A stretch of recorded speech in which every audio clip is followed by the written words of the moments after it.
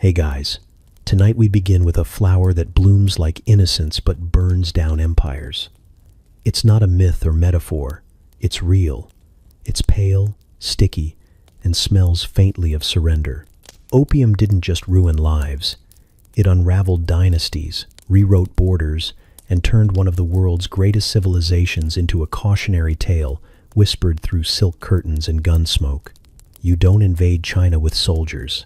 You do it with poppies.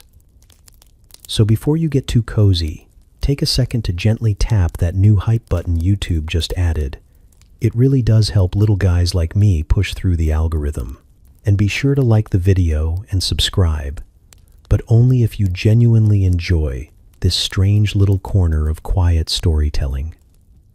Drop a comment with where you're listening from and what time it is for you. It's strangely comforting to know who else is drifting off with us around the world. Now, get comfortable, let the day melt away, and we'll drift back together into the quiet corners of the past. You wake up coughing. Again. The air in your village smells like wet wood and someone else's livestock. Your grandmother says it's the wind. Your uncle blames ghosts. But you suspect it's just the communal latrine sitting a bit too close to the cooking fire. The pigs don't mind. You do. You get up anyway, feet cold against the dirt floor, and you start the day the way you always do, by trying not to be noticed by anyone with a title.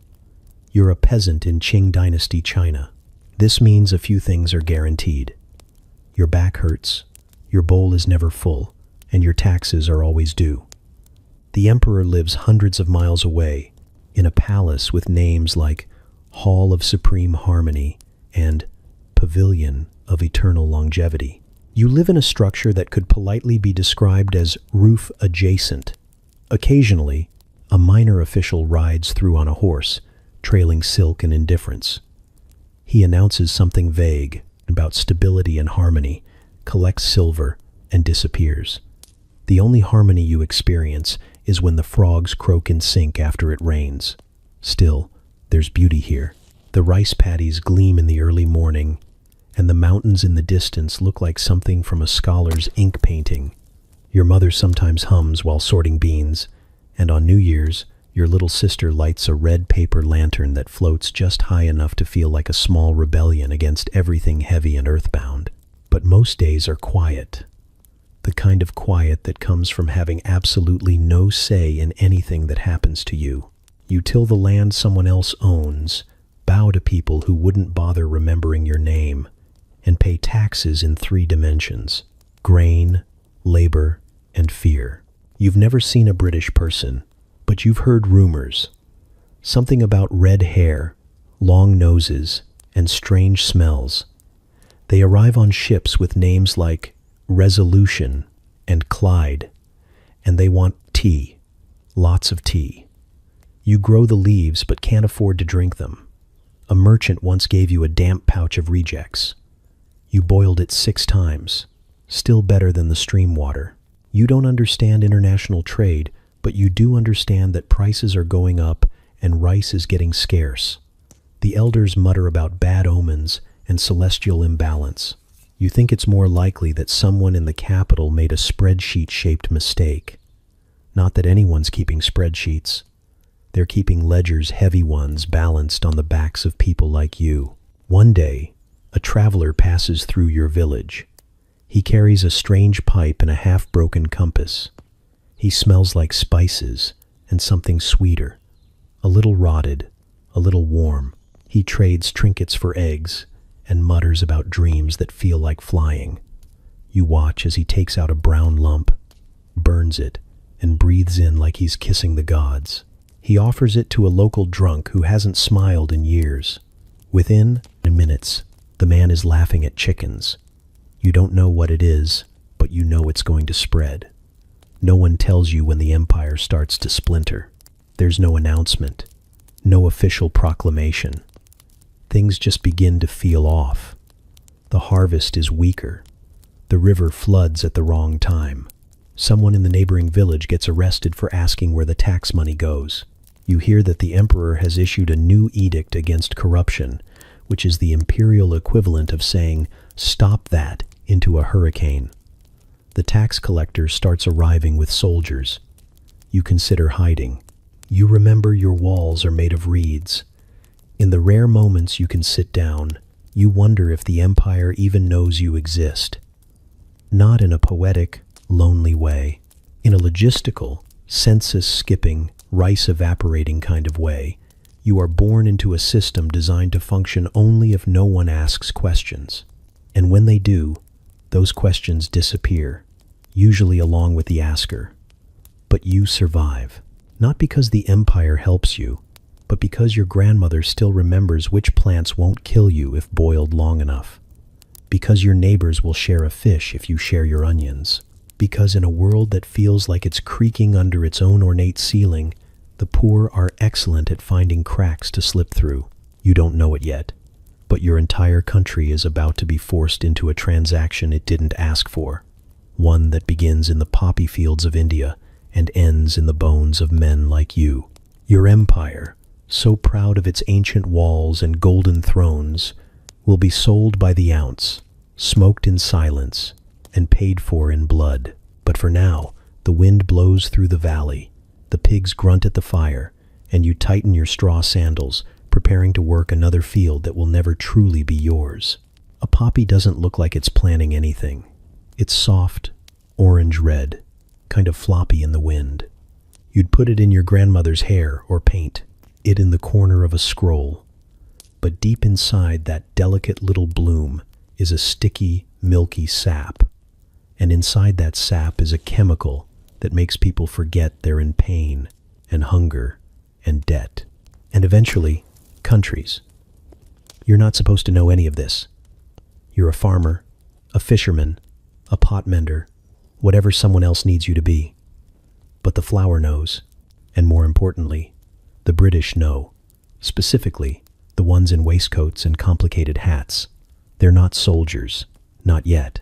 They're clerks, accountants, men with pens and ledgers and a sense of entitlement you can feel from across the dock. They speak in clipped tones and talk about balance sheets as if the world were a bank account. What they don't have is silver. Which is awkward, because China has rules. You don't trade tea, silk, or porcelain for vibes and a handshake. You want the good stuff. You pay in cold, hard, shiny silver. That's the deal. No haggling, no exceptions. Britain, unfortunately, is developing a bit of a tea habit, and by habit, we mean national dependency. English mornings start with tea. So do afternoons, evenings, funerals, political meetings, and vaguely polite arguments about sheep. There's no empire without tea, and there's no tea without China. And China, to Britain's horror, doesn't want anything Britain makes. Not wool, not clocks, not even politely condescending attitudes. Nothing. So they find a workaround. A lowercase solution to an uppercase problem. It grows in India, blooms quickly, and when processed properly, makes people forget their problems, and sometimes their names. Opium. It's technically medicine, but so is arsenic, depending on your goals. The British East India Company, a business so powerful it makes its own army, starts growing it on a massive scale, then shipping it across the sea. And suddenly, the poppy is on a boat, in a crate, under a tarp, floating straight into the mouth of the dragon. At first, it's quiet. A few traders here and there, small exchanges, nothing the empire notices. The Qing court is more concerned with courtly poetry and making sure no one builds anything taller than the emperor's hat. But the poppy spreads. It always does. Through port cities, through riverbanks, through whispers in smoky rooms. You hear that someone's cousin found relief for his cough. Then you hear that someone's brother stopped showing up to work. Then you notice that your neighbor's eyes don't quite focus anymore, and the tax collector smells like burnt sugar. The clerks are pleased. Silver is flowing again, this time in reverse. China is buying opium by the ton. The British are sipping tea with the kind of smugness that comes from profiting off a problem you caused. The emperor, to his credit, eventually notices. But by then, it's less of a leak and more of a flood. A slow, sweet flood that makes you feel warm and weightless just long enough to forget that your empire is being hollowed out from the inside. And here's the clever part. Opium doesn't come with an invoice. It doesn't march through the gates with a flag. It sneaks in. It smiles. It helps your cough. It helps your nerves. It helps your enemies quietly dismantle your economy without firing a shot. You don't even know you're losing until you wake up in a country that can't function without the very thing destroying it. One afternoon, you watch a ship unload near the Pearl River. The crates are unmarked, but everyone knows what's inside. A boy no older than your nephew slips one brick into a satchel and disappears into the alleys. He's gone before the official even finishes yawning. Later, you see him lying under a lantern, eyes closed, face slack, the world somewhere far, far away. The poppy has bloomed in his blood now. He doesn't look like he's coming back. No cannons, no soldiers, just a flower, a plan, and a ledger balanced on addiction. And the war hasn't even started, yet. You're building a fence out of bamboo and twine while, half a world away, some Scottish teenager is building a steam engine in his backyard. He'll name it something scientific. Yours falls over when the goat sneezes. It's not your fault. You're living in a country that still thinks the height of modern innovation is a slightly more poetic way to fold tax records. There are rumors of machines that spin cotton, boats that move without sails, and guns that reload before you can even curse. You've never seen any of these things. But you have seen a clerk spend 20 minutes drawing a perfect circle with a horsehair brush so the magistrate can stamp it and approve nothing. The Qing Empire is old. Like storybook old. It runs on rituals, hierarchies, and the quiet panic of junior officials forgetting which seal goes on which scroll. In the capital, people still argue over the placement of celestial symbols while the British are figuring out how to lay underwater telegraph cables. You've seen a map once, an imperial one, and it places China firmly at the center of the world, massive and proud, while the rest of the continents sort of politely orbit around it like less successful cousins. It's comforting. In the same way a rusty lock on a barn door is comforting during a hurricane. Everything is about form. Every decision must pass through so many layers of bureaucracy that by the time it reaches someone with real power, the problem it was meant to solve has either solved itself, caught fire, or been renamed to avoid embarrassment. There are ministries for salt, ministries for rivers, ministries that exist solely to oversee other ministries. You imagine there's probably a department for counting the number of departments. You get a headache just thinking about it. The Forbidden City, from the right angle, looks like it could conquer the world. Golden roofs, marble courtyards, guards in peacock feather hats. But the walls don't move. The palaces don't think. And the men inside are mostly concerned with poetry competitions, eunuch gossip, and whether someone is bowing too quickly or not quickly enough. You suspect the emperor has never touched a shovel, or made a decision not pre-approved by 12 ancestors and a dragon-shaped stamp. The dynasty rules like it's afraid of change because it is. Change means loss of control, and the one thing an empire built on deference and delicate paper trails cannot tolerate is improvisation. Meanwhile, Europe is bursting at the seams with coal smoke, dirty fingers, and dangerous ideas. Factories scream through the night, printing cloth faster than silkworms can blink. Railways carve up the countryside like veins, feeding cities that double in size every year. England, France, even awkward little Prussia, they're all sprinting towards something loud and new. You'd think the Qing might notice. But instead, a messenger brings word from the provincial capital. Your village has failed to deliver enough firewood for the midwinter tribute. You consider explaining that half the trees are gone because the river flooded. But the messenger just hands you a document with 5 red stamps and rides off.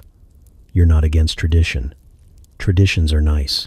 They tell you who you are, who your father was, and why your cousin isn't allowed to marry that girl from the neighboring province. But when tradition turns into superstition, wrapped in red tape, you start to wonder if maybe there's a better way to run things. You bring this up to your uncle once. He laughs, says, "Better is dangerous." Better gets you noticed. Noticed gets you reassigned to the borderlands. Some people try. Reform-minded scholars send in memorials begging for modern schools, better roads, foreign science. Most of those memorials are politely shelved under things that make people nervous. Occasionally, one makes it through, and you hear a rumor that someone in the court has ordered a telescope. But when it arrives, no one knows how to use it, and someone accidentally points it at a concubine's bath chamber. That ends the astronomy program. The empire keeps spinning on ceremony, a vast machine powered by ink, incense, and inertia. You can't eat inertia. It doesn't irrigate your crops. It doesn't stop British ships from docking with things you've never seen before, like clocks with gears and guns that reload without prayer. You don't know much about foreign wars, but you know what happens when someone builds a better plow and your leaders don't even know how to hold it. Somewhere, in a red-draped chamber lined with jade lions and embroidered screens, an imperial advisor is explaining that modernization is disruptive, that China must remain pure, that the West will come and go, like all barbarians before. You wonder if he's ever seen a steam engine, or a battleship, or the eyes of a merchant who knows your empire needs his product more than he needs your permission. The world is moving, your empire is not, and the ground beneath your feet is starting to hum. You think tea is harmless until you realize entire empires will reorganize their navies for it. Not even the good kind. Not jasmine or pu'er, just the plain brownish stuff that tastes like wet bark unless you add milk and sugar. But in Britain, it's holy. It's breakfast. It's politics, medicine, identity. It's how you apologize and how you end wars. It's how you start them too, if necessary. The British East India Company, part business, part government, part extremely pushy neighbor, starts with trade. At first, it's honest. Buy tea from China, ship it home, make a tidy profit. But then someone does the math. Tea is expensive. China only accepts silver. Britain doesn't have silver. Britain has India. And that's when things get interesting. You're standing on a dock in Canton, watching British ships unload crates. They're labeled vaguely, like everything they do. Medical supplies, merchant goods, pigeons, but no, it's opium. Again, it always is. You don't say anything.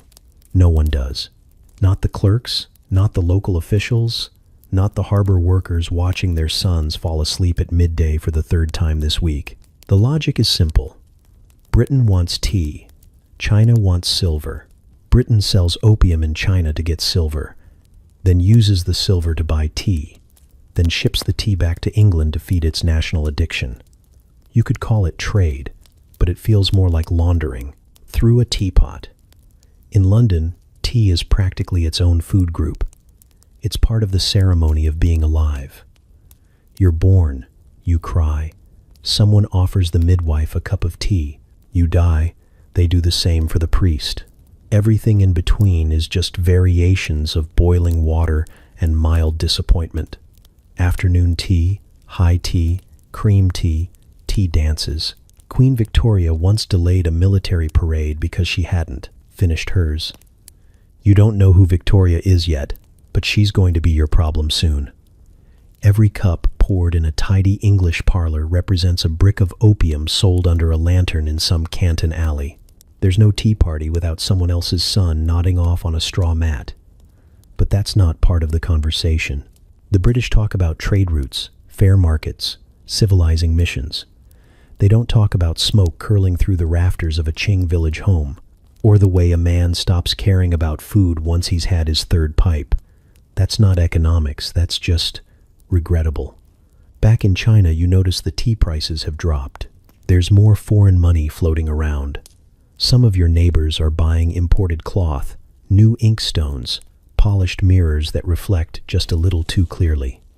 But the markets feel wrong. The balance has shifted. The old ways, rice in, tax out, are being bent around a new axis. An opium axis.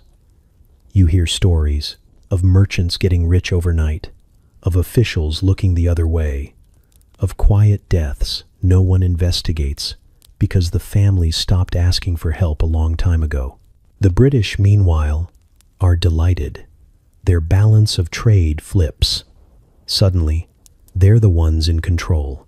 Every cup of Earl Grey is a victory. Every successful shipment of opium is a checkmate on a board. China didn't even know it was playing. You try explaining this to someone, a cousin, a friend, but it doesn't land. Too abstract, too distant. What does British tea have to do with your uncle's missing cart or the temple elder who sold his land? Everything, actually, because this isn't just about tea, it's about pride, control. Who decides what a life is worth? You used to think wars were fought over territory, borders, insults. Now you're learning they can be fought over leaf water. If the leaf is valuable enough, if the addiction is strong enough, and if the people at the top decide the ones at the bottom are just another number on the ledger, you think tea is harmless. So does everyone at first. Then a navy shows up. It's always the same port, always the same narrow slice of coastline, sweating under the subtropical sun, where boats creak against the docks, and arguments happen in 5 languages at once. Canton, the only place in all of China where foreign merchants are allowed to do business, and even then, only for part of the year, only through government-approved middlemen, and only if they follow rules that feel like they were designed by a Confucian scholar with a personal grudge against common sense. You don't live in Canton, but you've seen its shadows stretch across the countryside. Its tea leaves and silks pass through your village on slow ox carts. The men who load and unload them return home richer or ruined. It's the kind of place where fortunes are made in back rooms and unmade in front of magistrates. You've heard about the Hong's Chinese, merchant houses licensed to deal with foreigners. Each one, like a tiny empire of ledgers and lanterns, always watched, never trusted. The system is called the Canton system, which sounds like a clever strategy until you realize it's held together by suspicion, paperwork, and the imperial assumption that foreigners are fundamentally unserious people who need to be contained in small, manageable doses. The British, in particular, are not thrilled. They don't like being told where to dock, when to trade, or how loud their cannon salutes can be.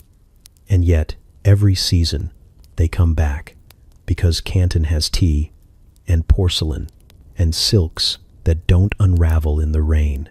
So they hold their noses, write their petitions, and stew quietly, while pretending not to notice how heavily they're being taxed. On the Chinese side, there's a sense of control, an elegant illusion. The empire dictates terms, sets prices, decides when the trading season begins and when it ends. Foreigners are not allowed inland. They cannot speak directly to officials. They live in a designated row of houses known as the factories, which contain no factories, just merchants, maps, and men sweating through their waistcoats, trying not to offend anyone important. It's containment disguised as hospitality. But under the surface, the system is cracking. You can feel it in the way local officials start looking the other way, in how opium bricks begin arriving in crates labeled Indian rhubarb, in the growing number of coastal villages reporting strange ships anchored just offshore, their cannons polished, their captains increasingly impatient. The British merchants are getting restless. They hate being told no. They especially hate being told no by people they don't consider equals.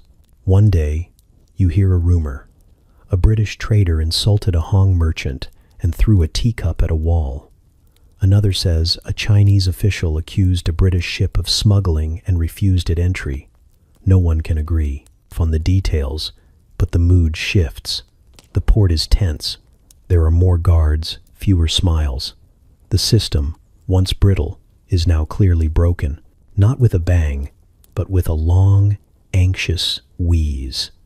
The kind of sound you hear when someone realizes their rules no longer matter to the people who've learned how to get around them. The British want free trade. That's the phrase they keep repeating. Free trade. It sounds noble until you realize it means we want to sell opium to anyone, anywhere, whenever we feel like it. The Qing government says no, so the merchants go home and write angry letters to Parliament.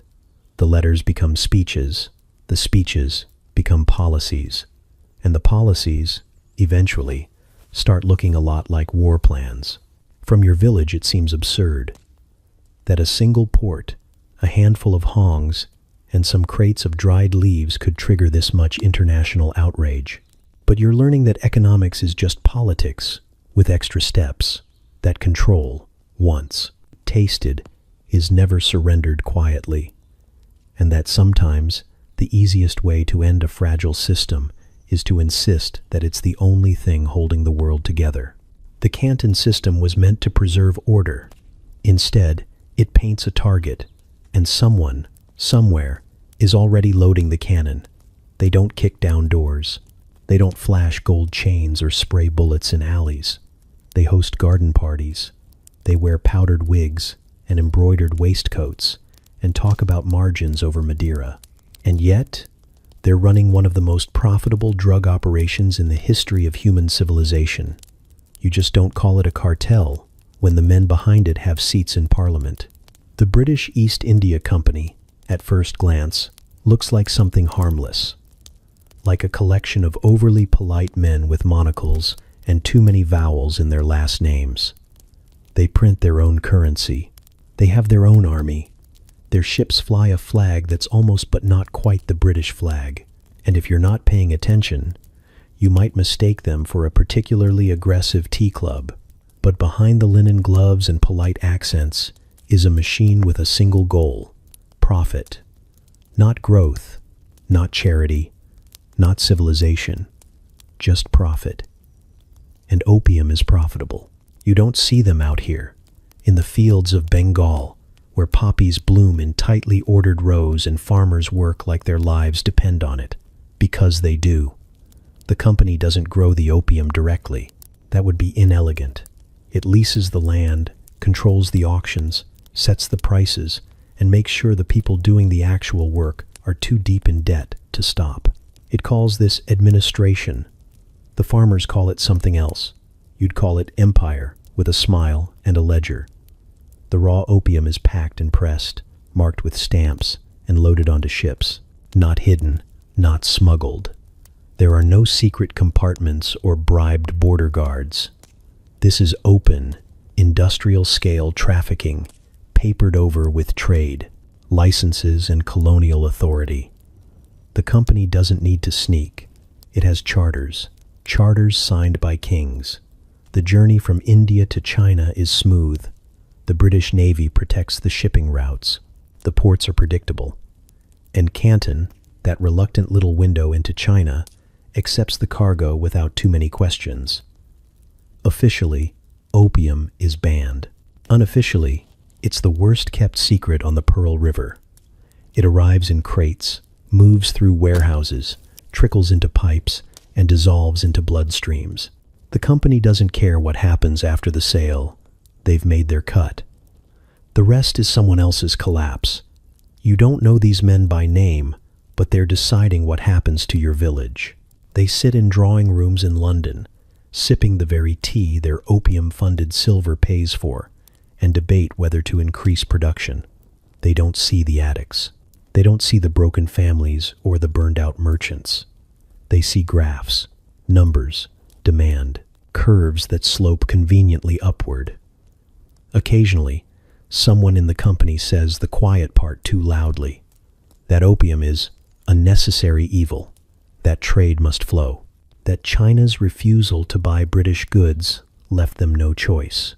These men argue that civilization requires hard choices. They say this while lounging on velvet, beneath portraits of their own ancestors. You wonder how many hard choices involve someone else losing their teeth to addiction. The company calls itself a facilitator, a middleman. It claims to bring order to chaos, but you're starting to see the pattern. The chaos, more often than not, arrives precisely where their order has been installed. They don't conquer with flags, they conquer with contracts. And once the ink dries, it's not bayonets that keep you in line, it's debt. You hear that the emperor is angry, that a new official has been sent to Canton to crack down. But even that feels too late, because the company isn't a country. It's a ghost in silk gloves. It doesn't care who rules China, only that someone pays on time. And if the current dynasty can't do that, well, history is full of other options. You used to think the opium came from nowhere, that it was just another curse drifting in with the tide. Now you see the ships. Now you see the men behind them. They don't look like criminals. They look like guests at a wedding you weren't invited to. And they smile as they sell the thing that's already eating your country from the inside out. You hear about it before you see it. Whispers in the market. A cousin's neighbor with a persistent cough that suddenly disappeared. A traveling scholar who says his thoughts no longer swirl like mud after just a few pipes. It's medicine, they say. Calming, soothing, sacred, almost. And you believe it because you want to, because something in your body aches most days, and you're not entirely sure which part. At first, it's small, a dark, sticky ball of resin in a paper twist, tucked neatly in the pouch of a merchant with unusually steady hands. He says it came from India, that it's used by doctors, which is a sentence you've learned to interpret loosely. He doesn't charge for the first pipe. That would be bad business. Instead, he lights it for you, hands you the stem, smiles as you inhale. It hits like a warm robe draped over your nerves. The corners of the world round off. Sounds dull. Worries drift into the rafters like smoke. You forget, for a moment, that your roof leaks, that your landlord is a tyrant, and that your brother hasn't spoken since the flood. You just float. The next day, your throat feels strange but not painful, just unfinished. The merchant is still there. This time, the pipe isn't free, but it's cheap enough, and you've skipped lunch for worse reasons. A few coins later, you're back under the blanket, drifting. And just like that, a habit forms. Not a loud one. It's quiet, polite. You still work, still nod to your neighbors, still sweep the floor of the temple. But now you count the hours in smokes, not meals. You're not alone. The porters, the clerks, the tailors, they're all taking it. Some hide it better. Others stop pretending. In the alleys near the dock, people sit for hours in silence, their eyes half-lidded, their lives paused. You hear a child call her father by name, and he doesn't answer, just exhales a long ribboned plume that looks almost beautiful until it fades. No one talks about addiction. That's not a word you use. You call it a little help, a nightcap, something for the nerves. You tell yourself it's still medicine, that it's only temporary, that you can stop whenever you like. But when a storm washes out the next shipment and the price triples, you pay anyway. When your cousin starts selling her hairpins to keep her husband from shaking, you look away, because you're starting to feel it too, that tightening in your chest when it's been too long. That throb in the skull that only softens with smoke. The merchants know. They can see it in your eyes, in the way your hands tremble slightly as you count your coins. They never raise their voices, never need to. They just raise the price, and you always find a way to meet it. Pawn a robe, skip a debt payment. Convince yourself you're still in control, because you only do it twice a day now, not 3. The local magistrate issues a proclamation. Opium is banned. Again, it's immoral. It's unclean. It destroys the soul and weakens the people. He says this with a straight face, knowing full well his nephew runs one of the larger dens on the street. The law is loud. The enforcement is tired. You don't think of yourself as addicted. That's for the desperate, the sickly, the ones who've stopped bathing. You still walk upright. You still smile. You still offer incense at the ancestral shrine. But sometimes, when the pipe is empty and the night stretches long, you wonder what it used to feel like to be awake without smoke behind your eyes. This is how it spreads. Not with armies, not with banners, but with quiet cravings and the illusion of choice. One taste at a time, one village at a time, until the flower roots itself in the veins of an empire too proud to admit it's bleeding. You'd like to think the emperor knows what he's doing. After all, he wears the dragon robe. He lives behind the vermilion walls. He has a throne, a title, and more ancestral pressure than any one man should reasonably bear. His edicts come carved in gold, whispered by eunuchs, sealed in lacquer. He commands the mandate of heaven. And yet, when it comes to opium, he's about as effective as a paper umbrella in a monsoon. Jia King, your emperor, technically wants to fix things. He really does. He signs declarations, scowls meaningfully at reports, and sends increasingly angry letters to provincial governors, asking why the coastal towns smell like incense and disappointment. On paper, he bans opium outright, twice, maybe 3 times. You lose count. Each ban is written with a little more urgency, a little more rhetorical thunder. The court applauds. Ministers nod solemnly, and then they go home and take the edge off with a pipe. It's not that Jia Qing is weak. He's just in a system that refuses to listen unless there's a bribe tucked into the message. His father, the Qianlong emperor, ruled for 60 years and treated bureaucracy like an art form. Jia Qing inherited that machinery, every gear, every crank, every official who's been in power long enough to become a minor deity in their district. He tries to pull the levers, but nothing moves. He pushes against the tide and finds himself ankle-deep in luxury and whispers. You hear the stories. Everyone does. Ministers showing up to court with the red of their eyes barely masked by powder. Servants instructed to swap the incense in the antechambers with something smoother. Imperial cousins disappearing for weeks, only to return thinner, paler, and suspiciously mellow. And all the while, the emperor talks about moral decay and the importance of traditional virtue. You don't envy him. He's trying to sweep out a flood with a calligraphy brush. There's a theater to it. The palace issues grand proclamations condemning the foreign merchants. Barbarians, they call them, as though name-calling will plug the holes in the levee. You read one of these edicts once, nailed to the side of a tea house. It compared opium to poison, rot, and spiritual erosion. You agreed with it, mostly. But then you saw the owner of that same tea house lighting up behind the counter 10 minutes later. So, the emperor isn't blind. He knows what's happening. But every time he sends out a new inspector, that inspector comes back richer, quieter, and suddenly very interested in the benefits of moderation.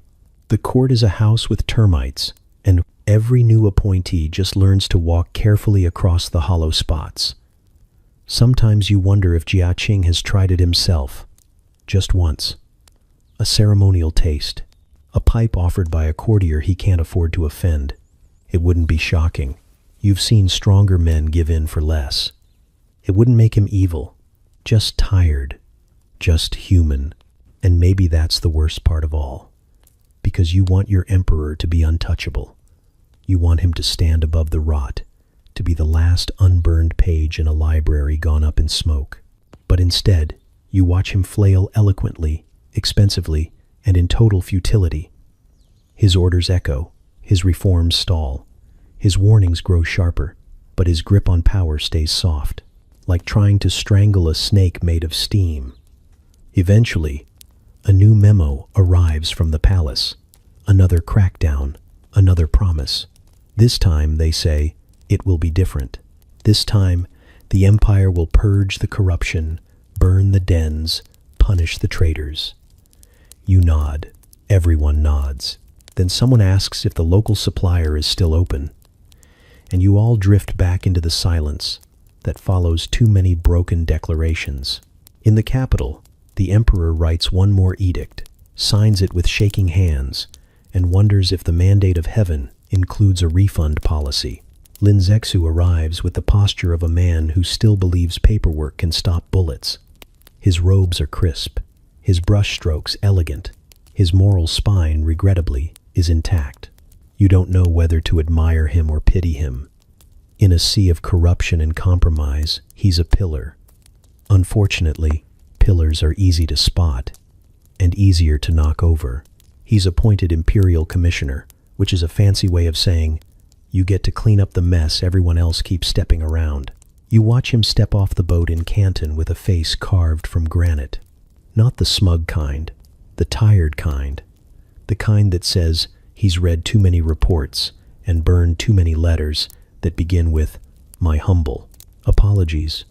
But he doesn't bow to local merchants. He doesn't accept gifts. That alone is enough to make half the port start sweating.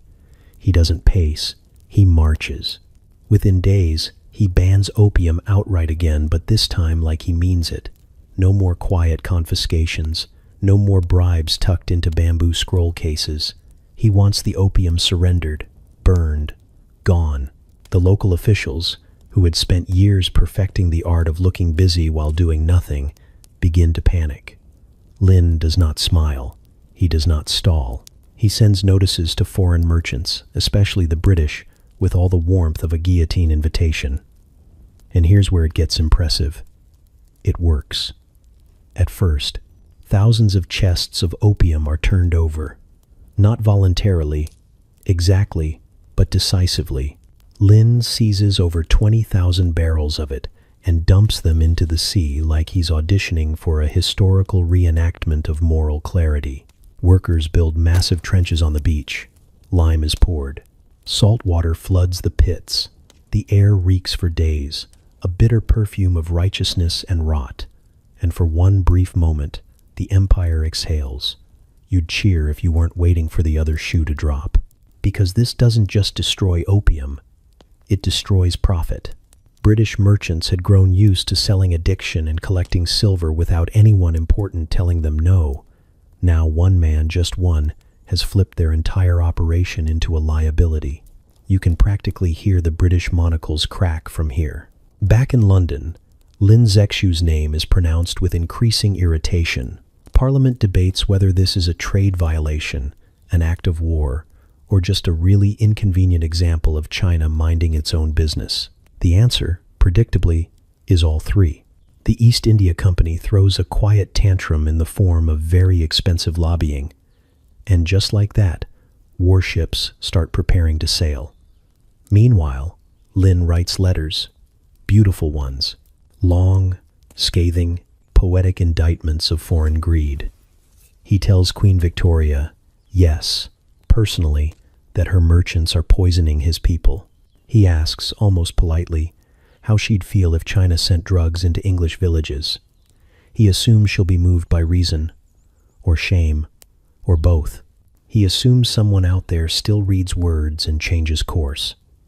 You want to believe him. You want to think one principled man with calligraphy and conviction can stop an empire.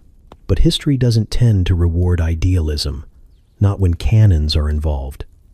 And Lin, despite all his brilliance, is playing defense on a board already carved by British hands.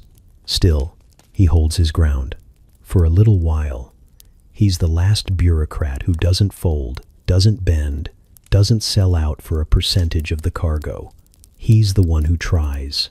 And that, tragically, is what makes him dangerous.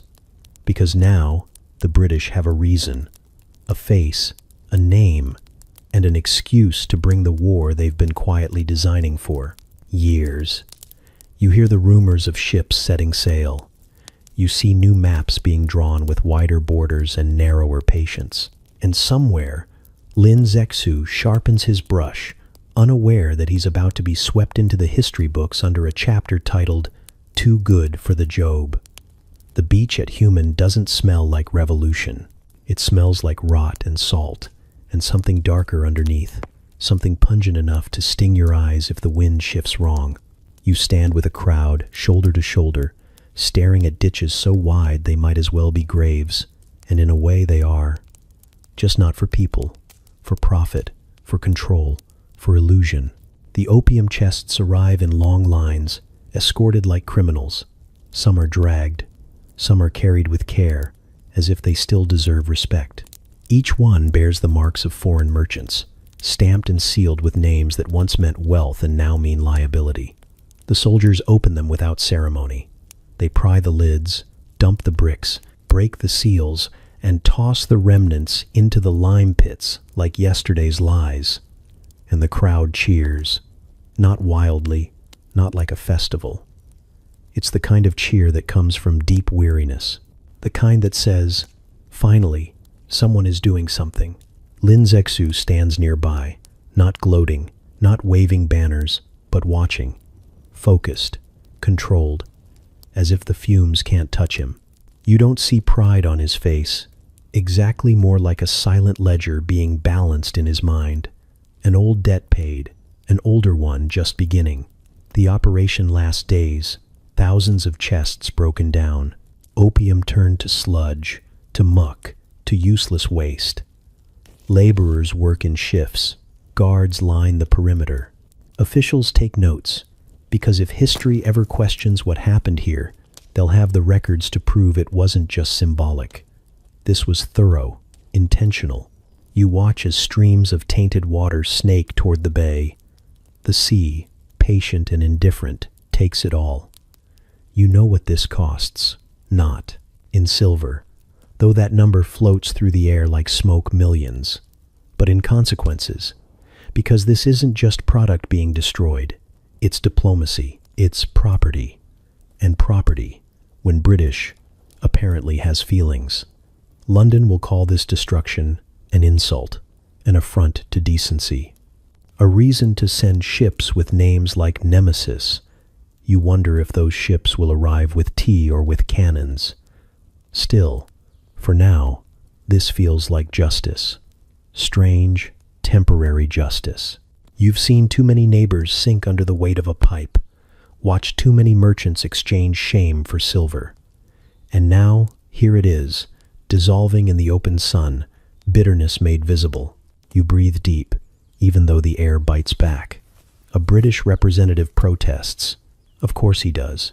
He says this is a violation of trade agreements, that it's theft. You think about the irony for a moment, then let it go. The man's face is red, his voice a little too high. He's used to being obeyed, not ignored. Lin listens, nods, then gestures calmly toward another wagon of chests. The message is clear. You brought poison. We're sending it back through the earth. No gunfire, no battles. Just mud and lime and methodical unmaking. But even as you watch the last brick crumble, you can feel the weight of what's coming. You've read enough history to know that empires rarely appreciate being flushed, especially not by the people they were planning to lecture. Somewhere on the horizon, sails are being raised, speeches are being written, and Parliament is practicing outrage like it's a national sport. You try to stay in the moment. You try to hold on to the sight of something being undone before it destroys everything. You try to believe that an empire can say, enough, and mean it. That this one act unusually brave, strangely clean might matter. But the sea, in its quiet way, swallows the evidence. And as the tide creeps back over the sand, all you're left with is the faint, bitter smell of a war that hasn't officially started yet. The horizon darkens with sails before you even register the smell of gunpowder in the wind. It's polite at first, just a row of masts standing tall, flags snapping crisply, but there's a menace beneath the silk of the pennants. The British Navy has arrived, not for tea, not for trade. This is diplomacy with teeth, the sort that laughs politely while knocking the doors off your city. You stand on the riverbank, chest tight, watching ships slide through the water like iron sharks, their decks bristling with cannon and expectation. Men move with disciplined chaos. Muskets are polished until they gleam in the sun. Officers tilt their hats at a precise angle that says, "We own the situation." You can almost hear the click of gold buttons marking time, a cadence meant to intimidate, charm, and confuse all at once. And it works. A cannon fires for the first time, not a warning shot, not a symbolic gesture. A cannon fires to announce that this is serious. The sound rumbles through the city walls, a reminder that somewhere across the water, humans have discovered the ultimate combination of math, physics, and mischief. Birds scatter, windows rattle. Your stomach takes a private vacation down to your toes. You realize that all the warnings, letters, edicts, and moral arguments are suddenly irrelevant. Paper does not stop iron. Ink does not shield bricks. Opium dumps on human were righteous. They were spectacular, but they were also an invitation. And someone in London has been keeping score. The British officers walk the deck like they own the universe. They smile with teeth that glint like daggers. They wave politely to the distant officials on shore. You imagine that someone, somewhere, has typed a memo back home titled, "Chinese Denial, in Progress." The memo probably ended with a sad face. More cannons fire. Each one shakes the ground under your feet. You notice children gripping their mothers' skirts and mothers gripping theirs. Even the water seems nervous, slapping against the hulls as if it knows this is the beginning of a problem that will outlive all of you. Smoke curls into the sky in lazy spirals, carrying a faintly metallic tang that promises discomfort in your lungs and headaches in the morning. The river has become a theater of menace, the city its audience, and you, unwilling witness to the opening act. From the walls, someone tries diplomacy. Someone waves a flag. A voice shouts in careful tones. The British pause, nod politely, and fire again. It is as if manners themselves are weapons, wrapped neatly in canvas sails. You understand the pattern now. Polite speech, measured courtesy, and sudden explosive reminders of capacity. It's a lesson in power delivered in decibels. The local officials scramble, sending emissaries to meet the ships. They carry scrolls thick with argument, appeal, and threat, which the British receive with refined interest, then stack somewhere out of the way while they prepare their next barrage. The city braces, streets empty, merchants shutter windows. Teapots sit abandoned on counters as the horizon keeps rumbling closer. You've seen paperwork fail before. Now you see iron, discipline, and precise intent fail nobody. As night begins to fall, the ships anchor in deliberate formation. Cannons line the decks like predators at rest, eyes gleaming in the twilight. The river is a corridor of power, silvered in moonlight and threat. The city smells of smoke, salt, and anxiety that has settled into your bones. Somewhere on the horizon, you can swear the sea itself holds its breath, waiting for the next volley. And you understand suddenly that this is not negotiation. This is instruction. A very loud, very expensive, very unmistakable lecture in compliance. History will call it gunboat diplomacy. You call it everyone hold on to something heavy.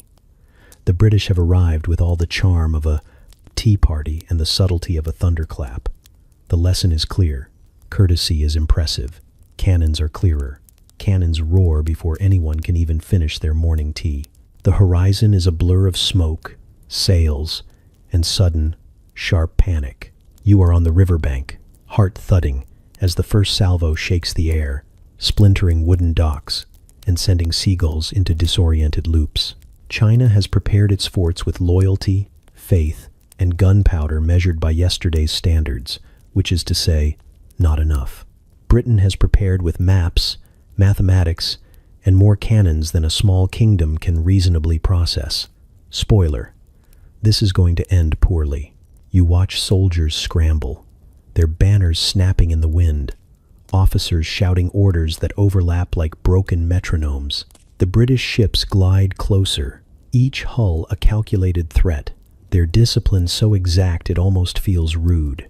Their guns fire with rhythm, like a drumbeat announcing that modernity has just arrived, and it has, brought a few tons of metal. You can feel the recoil in your bones and smell the acrid sting of war on the breeze. It is a lesson in asymmetry delivered in real time. China returns fire, or at least it tries. The cannons groan under ancient weight, the smoke choking more than it kills. You see men running to reload, slipping on wet stone, tripping over rope. A shot goes wild and lands in a rice field instead of the river, which will have consequences tomorrow. You watch the tide of the battle, not as a participant, but as someone fully aware that no amount of courage can fix obsolete technology. Honor is abundant. Accuracy is not. Onshore, emissaries wave white flags, attempting negotiation mid-barrage. The British wave back with polite expressions and more gunfire. Words are treated like confetti. Shots are treated like truth. Someone fires a cannon aimed at a small fort, and the brick wall shudders, cracking like it just heard the punchline to a very bad joke. You almost laugh until a soldier yells, and you remember gravity and gunpowder do not take sarcasm lightly. Boats are sunk. Bridges collapse. The river runs dark with smoke and debris. You notice the officers on both sides keeping meticulous logs. You wonder if they will ever reconcile what they've seen with the neat ink on paper. China has centuries of protocol and moral authority. Britain has a spreadsheet of firepower, with an emphasis on fire. The combination is devastating. You can almost hear history snickering at the futility of etiquette when cannons are involved. By midday, the forts are battered, the river cluttered, and the soldiers exhausted. Smoke hangs in heavy clouds, hiding the horizon and making the world feel compressed, intimate, terrifying. You see a British sailor polishing a cannon mid-battle, a man calmly adjusting his hat while shells scream overhead. The juxtaposition makes your stomach do unhelpful flips. Discipline looks absurd until you are the one hiding behind sandbags, counting every heartbeat. And still, China fights. They fight with everything they have: courage, pride, and a stubborn faith in the old ways. Men climb ramparts, reload, shout commands that may or may not reach anyone. You notice a general gesturing furiously, as if his anger alone could alter trajectory. It does not. It does not alter anything. Not the cannons, not the strategy, not the inevitable outcome. You feel the weight of inevitability settle like a stone in your chest. By evening, the British hold the river, their ships intact, their formation disciplined, their casualties surprisingly low. China has fought valiantly, yes, and dramatically, and in a way worthy of ink and scrolls. But valiance does not reload cannons fast enough, and drama does not repel steel. You watch as retreat becomes the only viable plan, as walls crumble and morale falters.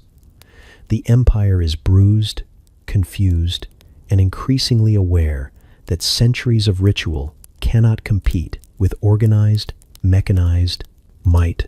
You stand on the bank, dirt under your nails, smoke in your lungs, and realize something fundamental. History is watching, and the empire just learned a lesson about modern warfare that it would not forget, no matter how much it preferred to.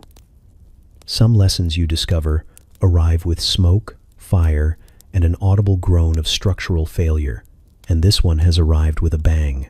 You sit in a room heavy with lacquered wood, incense, and the faintly sour smell of anxiety, watching men in silk robes nod and bow and sign, as if their pens alone can seal the fate of millions. Every stroke feels like a drumbeat counting down the empire's dignity, and you can almost hear history whispering that nobody will ever forget this day. The British diplomats are immaculately calm, wigs perfectly aligned, quills scratching with the precision of a surgeon, and smiles that suggest they have already won even before the ink dries. You notice their posture. Confident, relaxed.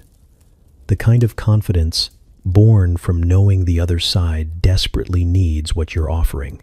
Hong Kong appears on the scroll, neatly printed in small characters, yet monumental in consequence. The city's fate is a line of ink, but the meaning is monumental. A harbor, a port, a foothold. You try to reconcile the reality that paper is replacing soldiers, that signatures now carry more power than centuries of walls, watchtowers, and brave men with gunpowder.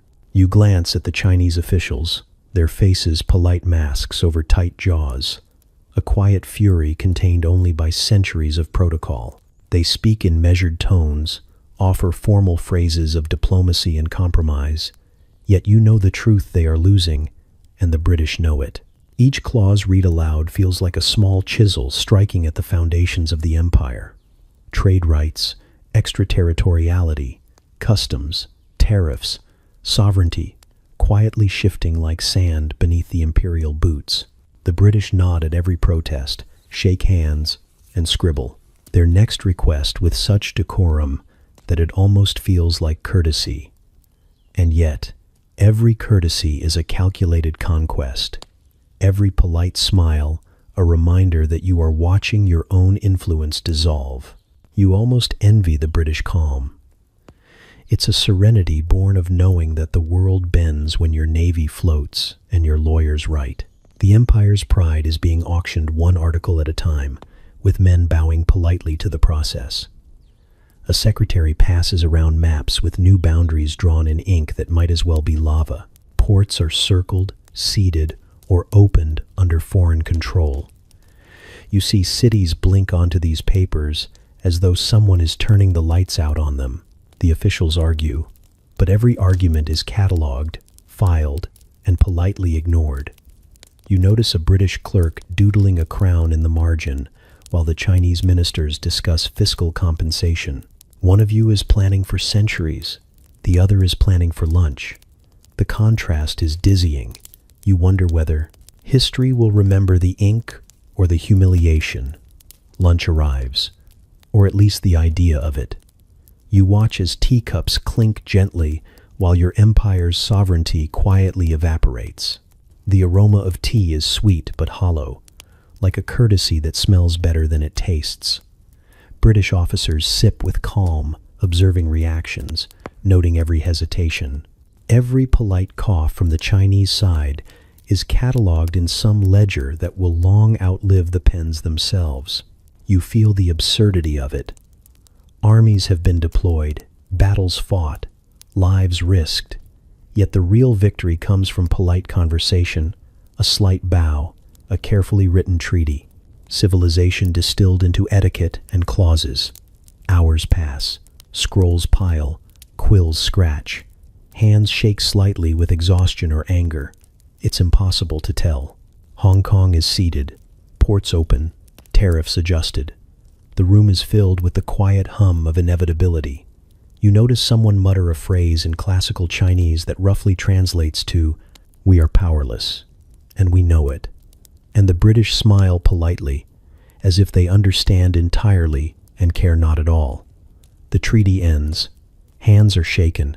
Guests are thanked. Men leave. And you realize that the empire has lost more than territory. It has lost the illusion of control, traded in broad daylight, with the same calm, polite efficiency with which one might swap a snack at tea. You step outside. The air is heavy with ink, smoke from the candles, and a subtle, insidious tension. The city remains, the people remain, the emperor remains, yet something has shifted. You know that history has recorded this moment as the first of many unequal treaties. Hong Kong is just the beginning, and as you walk along the river, watching boats glide under the fading sun, you feel a quiet, bitter comprehension. Sometimes diplomacy wins more than armies, and sometimes your friends and your ports disappear before you even realize the transaction has been made. You step out of the treaty hall and into streets that feel smaller. Somehow, though the city hasn't shrunk, the air tastes faintly of smoke, ink, and despair, a cocktail that lingers in your throat. Merchants haggle as they always have, but their voices carry an edge you haven't heard before, a nervous tremor that speaks to invisible debts and invisible masters.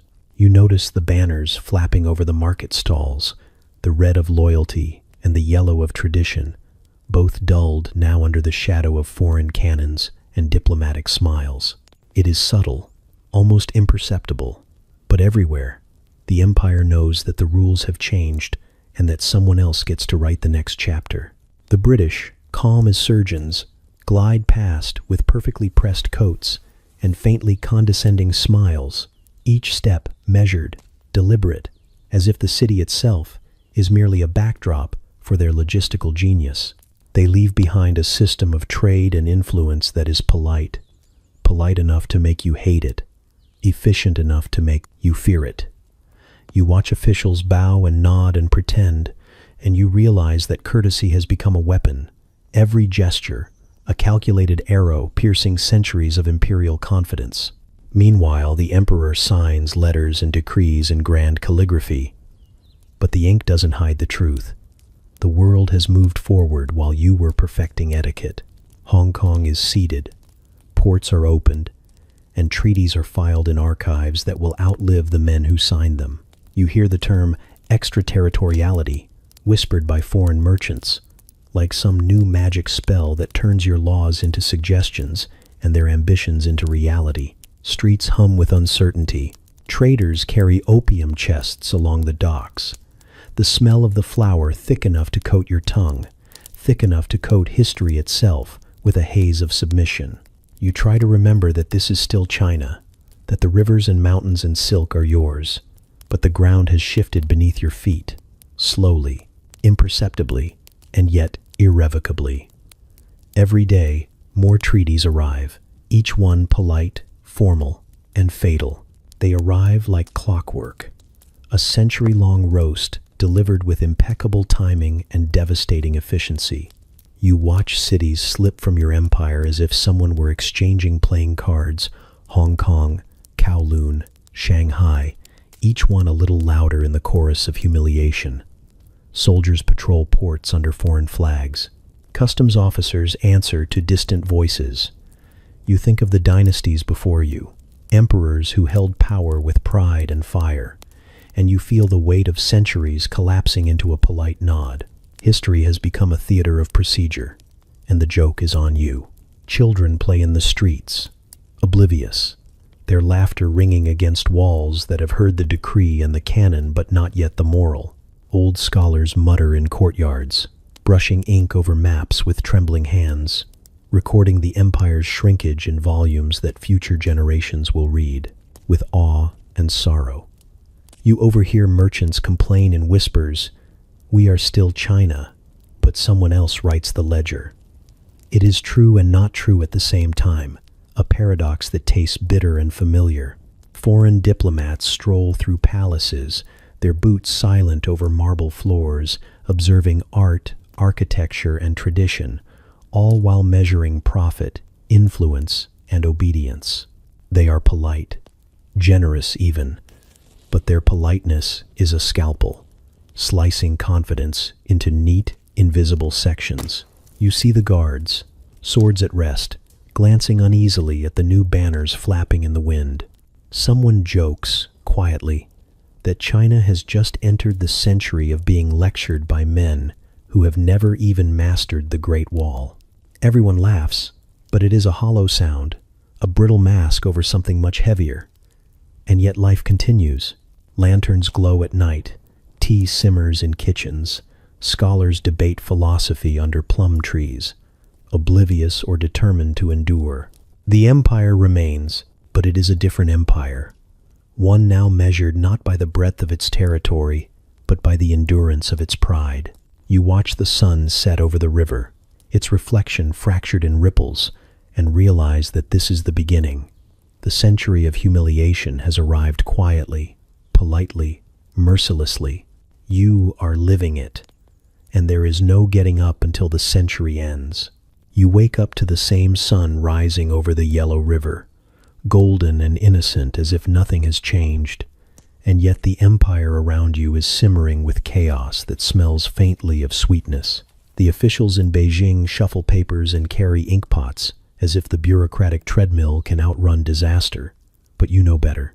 Corruption leaks from the highest palaces down to the smallest village, running through the empire like an invisible river, slick and unstoppable. Taxes are collected with polite smiles, then disappear into pockets thicker than the Great Wall itself. Merchants bribe and counter-bribe. Armies are underfunded, and farmers whisper prayers into the wind while struggling to keep their rice paddies from becoming sand. Opium, however, makes everything louder. It floats over the docks like a fragrant fog, coating the air and softening the edges of human judgment. You walk past carts loaded with chests, the smell sweet, almost comforting, until you remember what that comfort costs. Traders pass quietly, eyes darting, lips pursed, aware that every puff, every sale, is feeding a machine that doesn't need to build anything, it only needs to corrupt. Smugglers laugh in alleys, counting silver pieces, watching as officials look the other way, and you realize that this isn't just a flower, it's a currency, more versatile than coins, and twice as dangerous. And then there are the rebels. Peasants, armed with sticks, desperation, and very little else, wander the countryside like shadows of protest. Their anger is old, ancient even, fed by starvation, imperial neglect, and a mountain of paper decrees that promise more than they deliver. Opium seeps into the towns and villages like a sneaky diplomat, dulling outrage, softening resolve, and turning fury into lethargy. You watch men who might otherwise storm gates, who might carve justice into stone, instead stumble past rice fields, hands shaking, mouths whispering prayers, or the names of gods they haven't felt in weeks. Famine does its slow work too. Rivers dry, floods rise, crops fail. You see mothers whisper lullabies over empty bowls, and children trading dreams for scraps of bread. The empire's machinery groans under the weight of its own inefficiency, and the officials discuss contingency plans with the same precision one might use to arrange flowers. The emperor issues edicts that sound impressive on paper, but in reality, they are just ink on parchment drifting down the yellow river. Meanwhile, opium travels in the opposite direction, fast, sweet, and unstoppable. The courts are no better. You hear the whispering of judges who have long ago forgotten the difference between law and convenience. Every decision, every decree, every punishment seems to carry the invisible scent of bribes, favors, and the subtle influence of smoke. It's a palace that operates like a clockwork toy, beautiful, precise, and completely detached from the suffering of the people outside. The contrast is dizzying. Farmers toil under the sun, rebels march through mud, officials sit in silk robes, and the poppy stands in the middle, laughing quietly, dripping its influence into every corner. And yet, you notice the quiet beauty of it all. Rivers still flow, mountains still rise, lanterns still glow at night. Families gather around dim fires, sharing stories, tea, and whispered secrets. People endure, persist, and survive despite corruption, famine, and the addictive allure of the opium dens. The empire is frayed, strained, cracking at the edges, yet stubbornly alive, like a massive dragon coughing smoke while trying to sleep on a bed of silk. Opium isn't the sole culprit, not by a long shot. It doesn't command armies or direct taxes. It doesn't flood rivers or set fire to granaries. Yet it magnifies everything, makes corruption louder, hunger sharper, rebellion more desperate, and greed smell like caramel syrup. It is profit distilled into smoke, a siren that hums through the empire's veins. And as you walk past another cart of chests bound for the docks, you understand that the flower itself is innocent. It is the empire that has forgotten to care. And sometimes, you wonder if anyone will remember which problem came first, or if opium simply became the loudest trumpet in a symphony of disaster. You hear whispers in the villages, murmurs of a man claiming visions, a brother of Jesus who promises salvation, order, and a new heaven on earth. You squint into the horizon and see banners rising, red as fire and blood, carried by people who have nothing left to lose. The Taiping. Rebellion doesn't start politely. It starts with fury, desperation, and a belief that the world itself has forgotten the common man. You walk past fields where farmers once bent under the sun, now abandoned, their hands empty, their faces etched with a new kind of dread. It spreads like a fever, touching towns and cities, consuming everything that stands between hope and chaos. Opium, of course, is never far away. Even amid revolts, the merchants and traders continue their business, disguising smoke as medicine, trade as convenience. You pass dens where men and women sit with glazed eyes, inhaling sweetness that dulls the horror outside the windows. The rebellion marches, fires crackle, and you realize that the poppy has become an uninvited companion in every disaster. You watch leaders chant scriptures and promises, their eyes burning with conviction, while just beyond the city walls, opium quietly lubricates the gears of both empire and insurgency, making soldiers sluggish and officials complacent. You witness the first battles, where armies clash with the awkward precision of men who believe in righteousness but forget strategy. Cannons roar, muskets spit fire, and the earth trembles beneath marching feet. You duck behind a wall and see children hiding under carts, watching their homes burn while parents argue about loyalty and survival. The red banners move relentlessly, sweeping through provinces, recruiting the desperate, the hungry, the ones who have nothing to lose except perhaps their lives. Every confrontation leaves the ground littered with bodies, a grotesque tapestry of the human cost. 20 million die, and the numbers feel abstract until you step on a torn shoe or catch the smell of someone's last meal still burning in a field. Even the imperial court, far away in Beijing, trembles. You hear that the emperor's decrees barely reach the provinces, filtered through layers of bureaucracy and apathy. Governors send letters, officials send excuses, and soldiers mutter prayers as they march toward flames and arrows.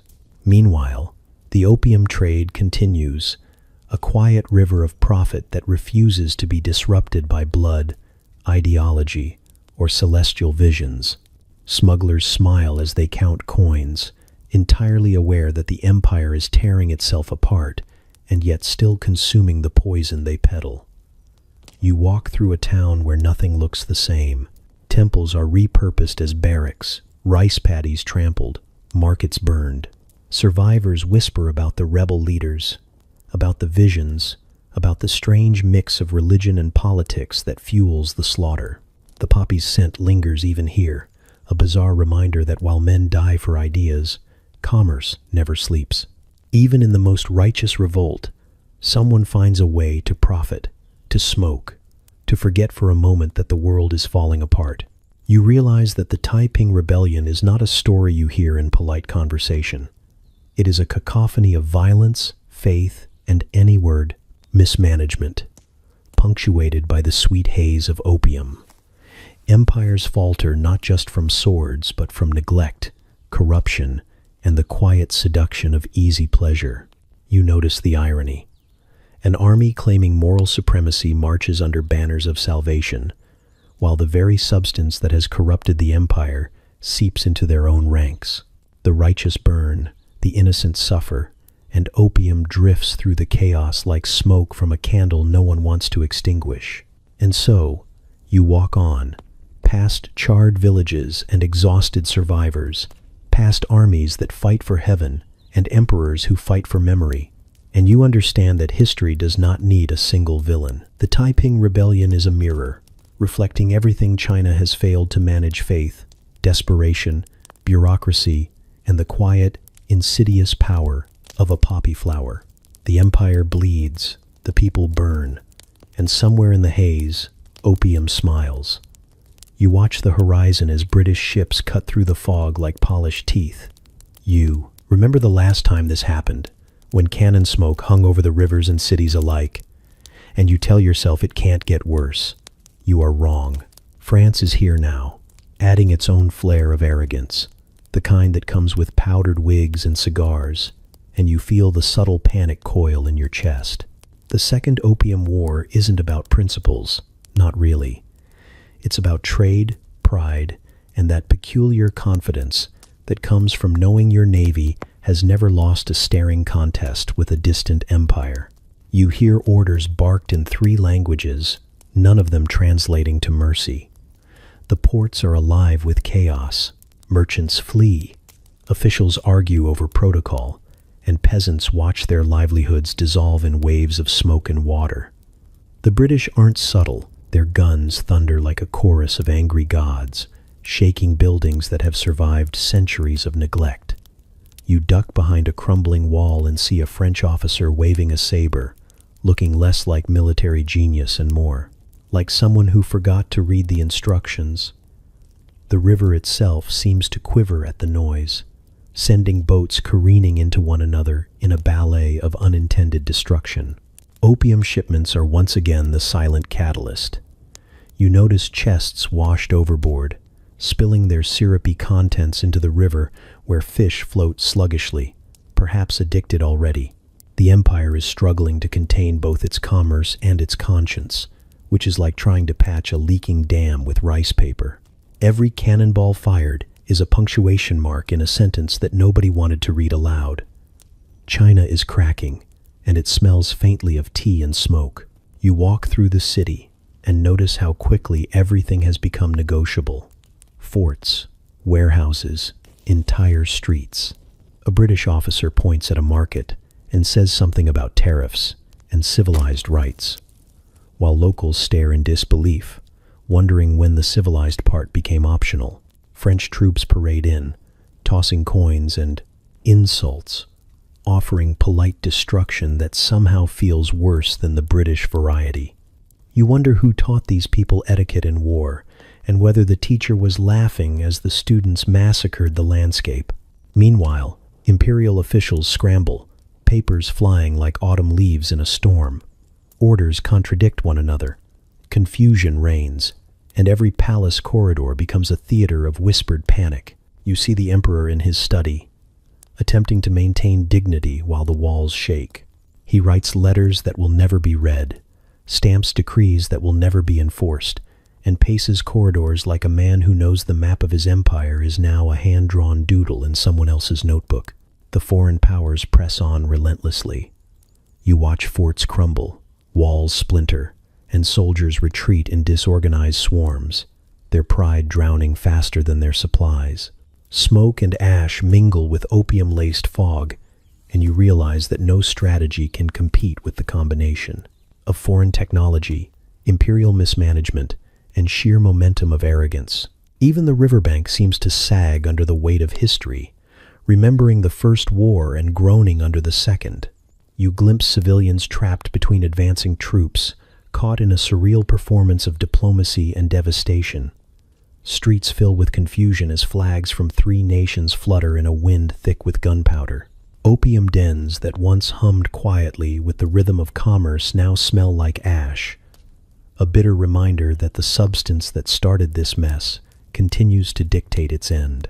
By the time the smoke clears, you understand that nothing has changed except the scale of humiliation. Hong Kong is again wrested from the empire. Ports are conceded as if negotiating over snacks, and treaties are signed with ink that will stain the pride of generations. You look at the horizon, at the ships waiting like smug sharks, and wonder if history has a sense of humor. The Second Opium War ends not with clarity, but with echoes of cannon fire, opium smoke curling through the air, and the quiet, pervasive truth. The empire is a puzzle solved by everyone else except the Chinese themselves. And you, standing amidst the debris, inhale deeply, tasting both ash and the faint sweetness of opium still lingering in the air. Smoke curls into the sky like a lazy serpent, painting the horizon with streaks of fire and ash. You stand on the edge of the lake, eyes wide, as the grandeur of the summer palace folds into itself, a paper dragon set ablaze by men who wear red coats and blue uniforms and seem incapable of distinguishing beauty from a target. Every pavilion, every carved beam, every delicate painting screams in color before it surrenders to smoke. You hear the crackle and pop of roofs collapsing, the snap of timbers breaking, and it feels like the heartbeat of the empire itself is being stomped out in slow, deliberate rhythm. The soldiers move with a kind of polite efficiency that makes you want to vomit in admiration and horror simultaneously. They march through gardens that once smelled of jasmine and lotus, leaving only footprints and embers behind. One officer stops to glance at a porcelain vase, tilts his head like a bored art critic, and then tosses it into a fire pit with a shrug. The shards explode with a sound that could be mistaken for thunder if you weren't too busy crying silently. You wonder if he understands that this is centuries of culture being erased in the span of an afternoon, or if he just thinks it's an oddly satisfying pyrotechnic display. From the lake, the reflections shimmer and twist, doubling the destruction in the water as if even nature itself cannot resist mimicking the chaos. The opulent bridges that once arched like swans over calm waters buckle and fall. Sculptures crumble into ash. Scrolls that contained poems and maps, instructions for court etiquette, and treatises on philosophy curl and blacken as though the paper itself is gasping. And yet, the soldiers march on, unbothered by the fact that they are not just conquering a place, but the memory of it. You wander through the palace grounds, careful to avoid burning beams that threaten to snap under the weight of gravity and history. Every step is punctuated by the scent of scorched wood, melted lacquer, and faint opium wafting from hidden corners, reminders of indulgence long gone. You stumble over fragments of porcelain and jade, shards that gleam even in ruin, mocking you with their beauty and resilience. It is impossible not to feel small, a single soul witnessing the deliberate dismantling of centuries of thought, art, and politics. Meanwhile, foreign officers sip tea and smoke cigars, discussing tactics and supplies as though they are hosting a garden party. Military necessity, they call it, their words floating in the air like smoke rings. You think of every emperor, every court official, every artist who once walked these corridors, and imagine them spinning in their graves, horrified, yet powerless. Their careful gardens are ash, their delicate architecture is splinters, their histories are reduced to glowing embers drifting over the lake. Somewhere in the chaos, a lone soldier carries a gilded throne through a narrow corridor. He trips, and the throne lands with a shattering crash, the sound echoing like an insult through the halls. You feel the absurdity of it all. Entire dynasties of refinement and power being reduced to noise and smoke, handled like props in a play they never auditioned for. Even the wind seems complicit, fanning the flames and scattering the remnants like confetti at a festival meant to celebrate destruction. You watch the palace burn into a memory, a ghostly outline against the red sky.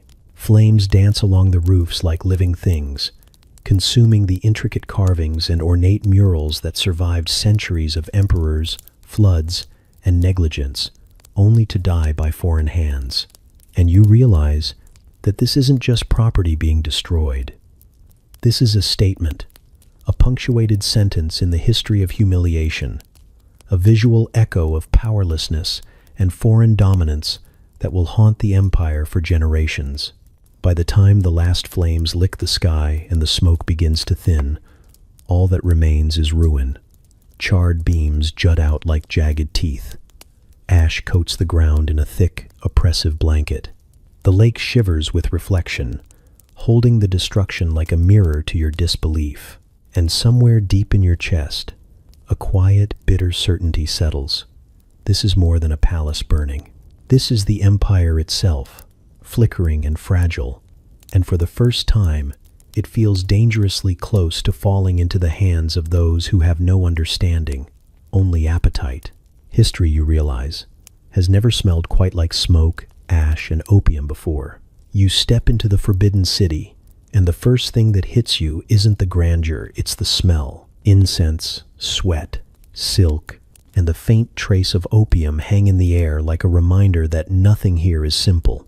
The halls stretch endlessly, but every corridor is dominated by a single presence, Empress Dowager Cixi.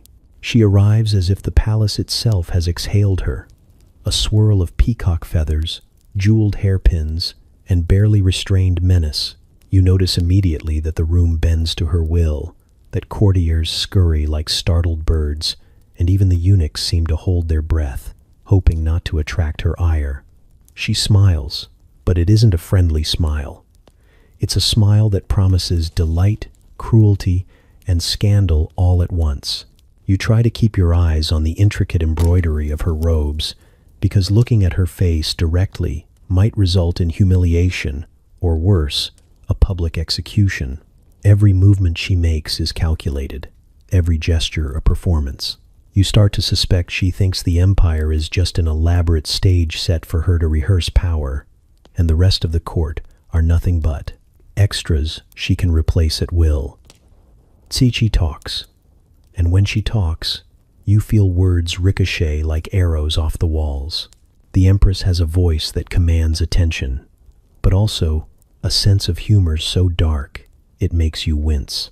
She quips about corruption as if it were a bedtime story, about foreign intrusions as if they were minor inconveniences, and about her own indulgences with a wink that is somehow both charming and terrifying.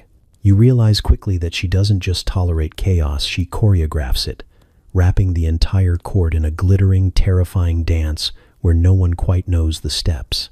You witness her issuing orders with a hand that flicks like a whip, sending armies, officials, and taxes in directions that make little sense, but somehow the empire survives anyway.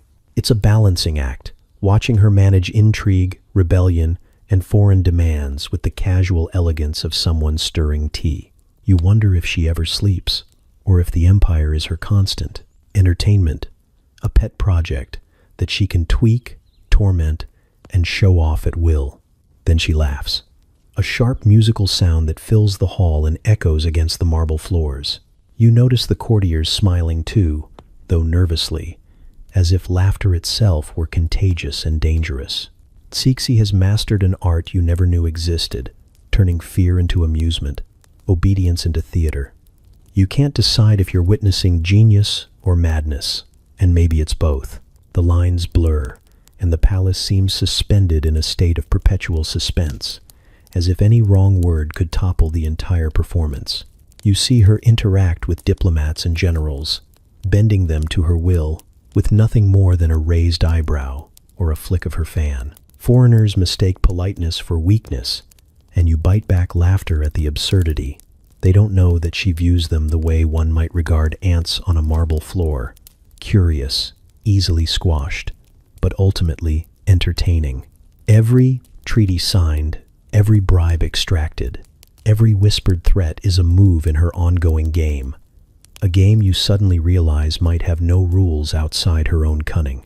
And yet, behind the peacock feathers, the jewels, and the perfectly poised smile, you catch glimpses of a woman who is both brilliant and exhausted, trapped in a role she has perfected at the expense of personal freedom. You sense that she carries the weight of an empire, a crumbling palace, and centuries of expectation in every step, yet she refuses to let it show. By the time you leave the hall, you are dizzy from the whirlwind of power, beauty, and barely contained chaos that is Empress Dowager Cixi. You understand that she doesn't just rule the empire, she performs it, and for better or worse, every eye in the Forbidden City is caught in the orbit of her dazzling, dangerous gravity. She watches you go with a tilt of her head, a sly grin, and you swear you see the empire itself shimmer, like it's caught between collapse and perfection, all under the guidance of a woman in a peacock robe. You wander the streets of Beijing, and the first thing you notice is the arguing. It's everywhere. Courtiers in silk robes shout over the clatter of rickshaws. Officials with carefully waxed mustaches scribble furiously on scrolls. Reformers clutch treatises in one hand and dreams in the other, insisting that the empire can be saved with factories, telegraphs, and new schools. They speak with passion, waving their hands like conductors of a symphony only they can hear. You can almost feel the air crackle with the potential of progress, and the faint smell of someone's dinner burning in the courtyard. Across the way, the realists shake their heads. They are dressed in equally fine robes, but with a stubborn crease in their foreheads that suggests they've been disappointed too many times.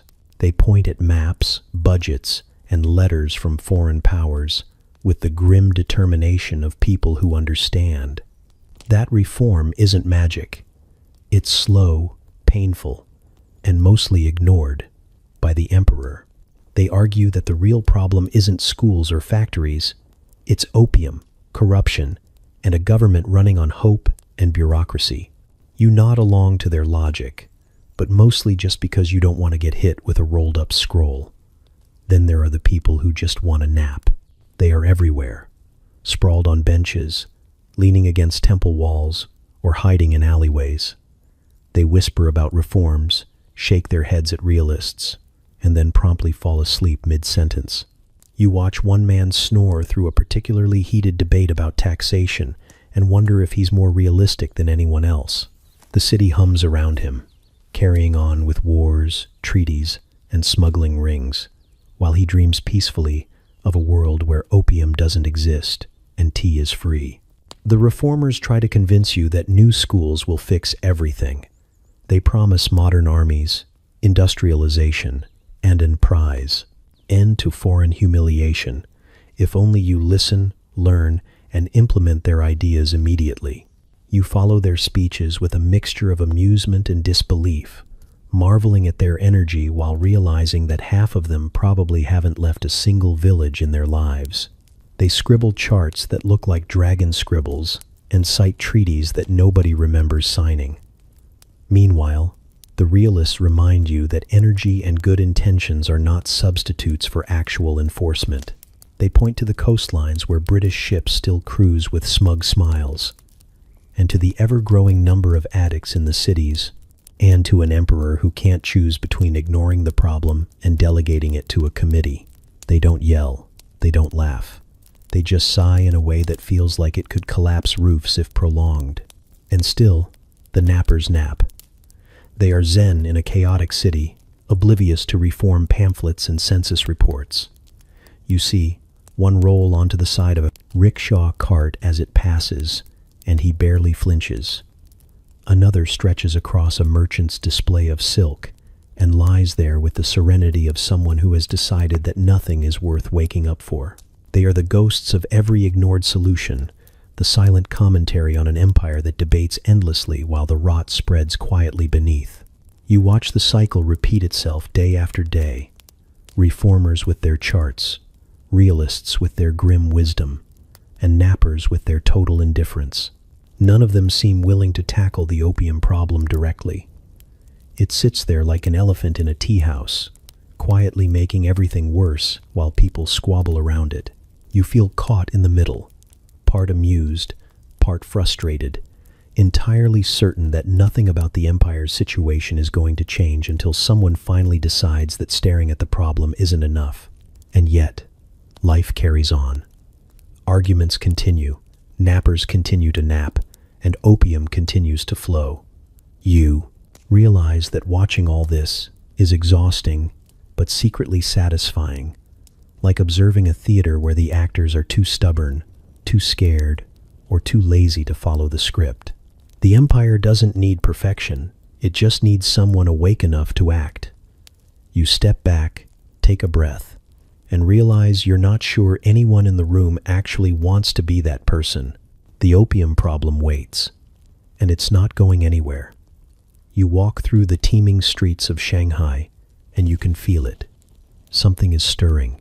Not the usual bustle of merchants hawking silk or the clatter of rickshaws over cobblestone, but a different energy. It's a feverish whisper that grows louder as you pass lacquered doors plastered with pamphlets, as you sidestep puddles that smell faintly of tea and human despair.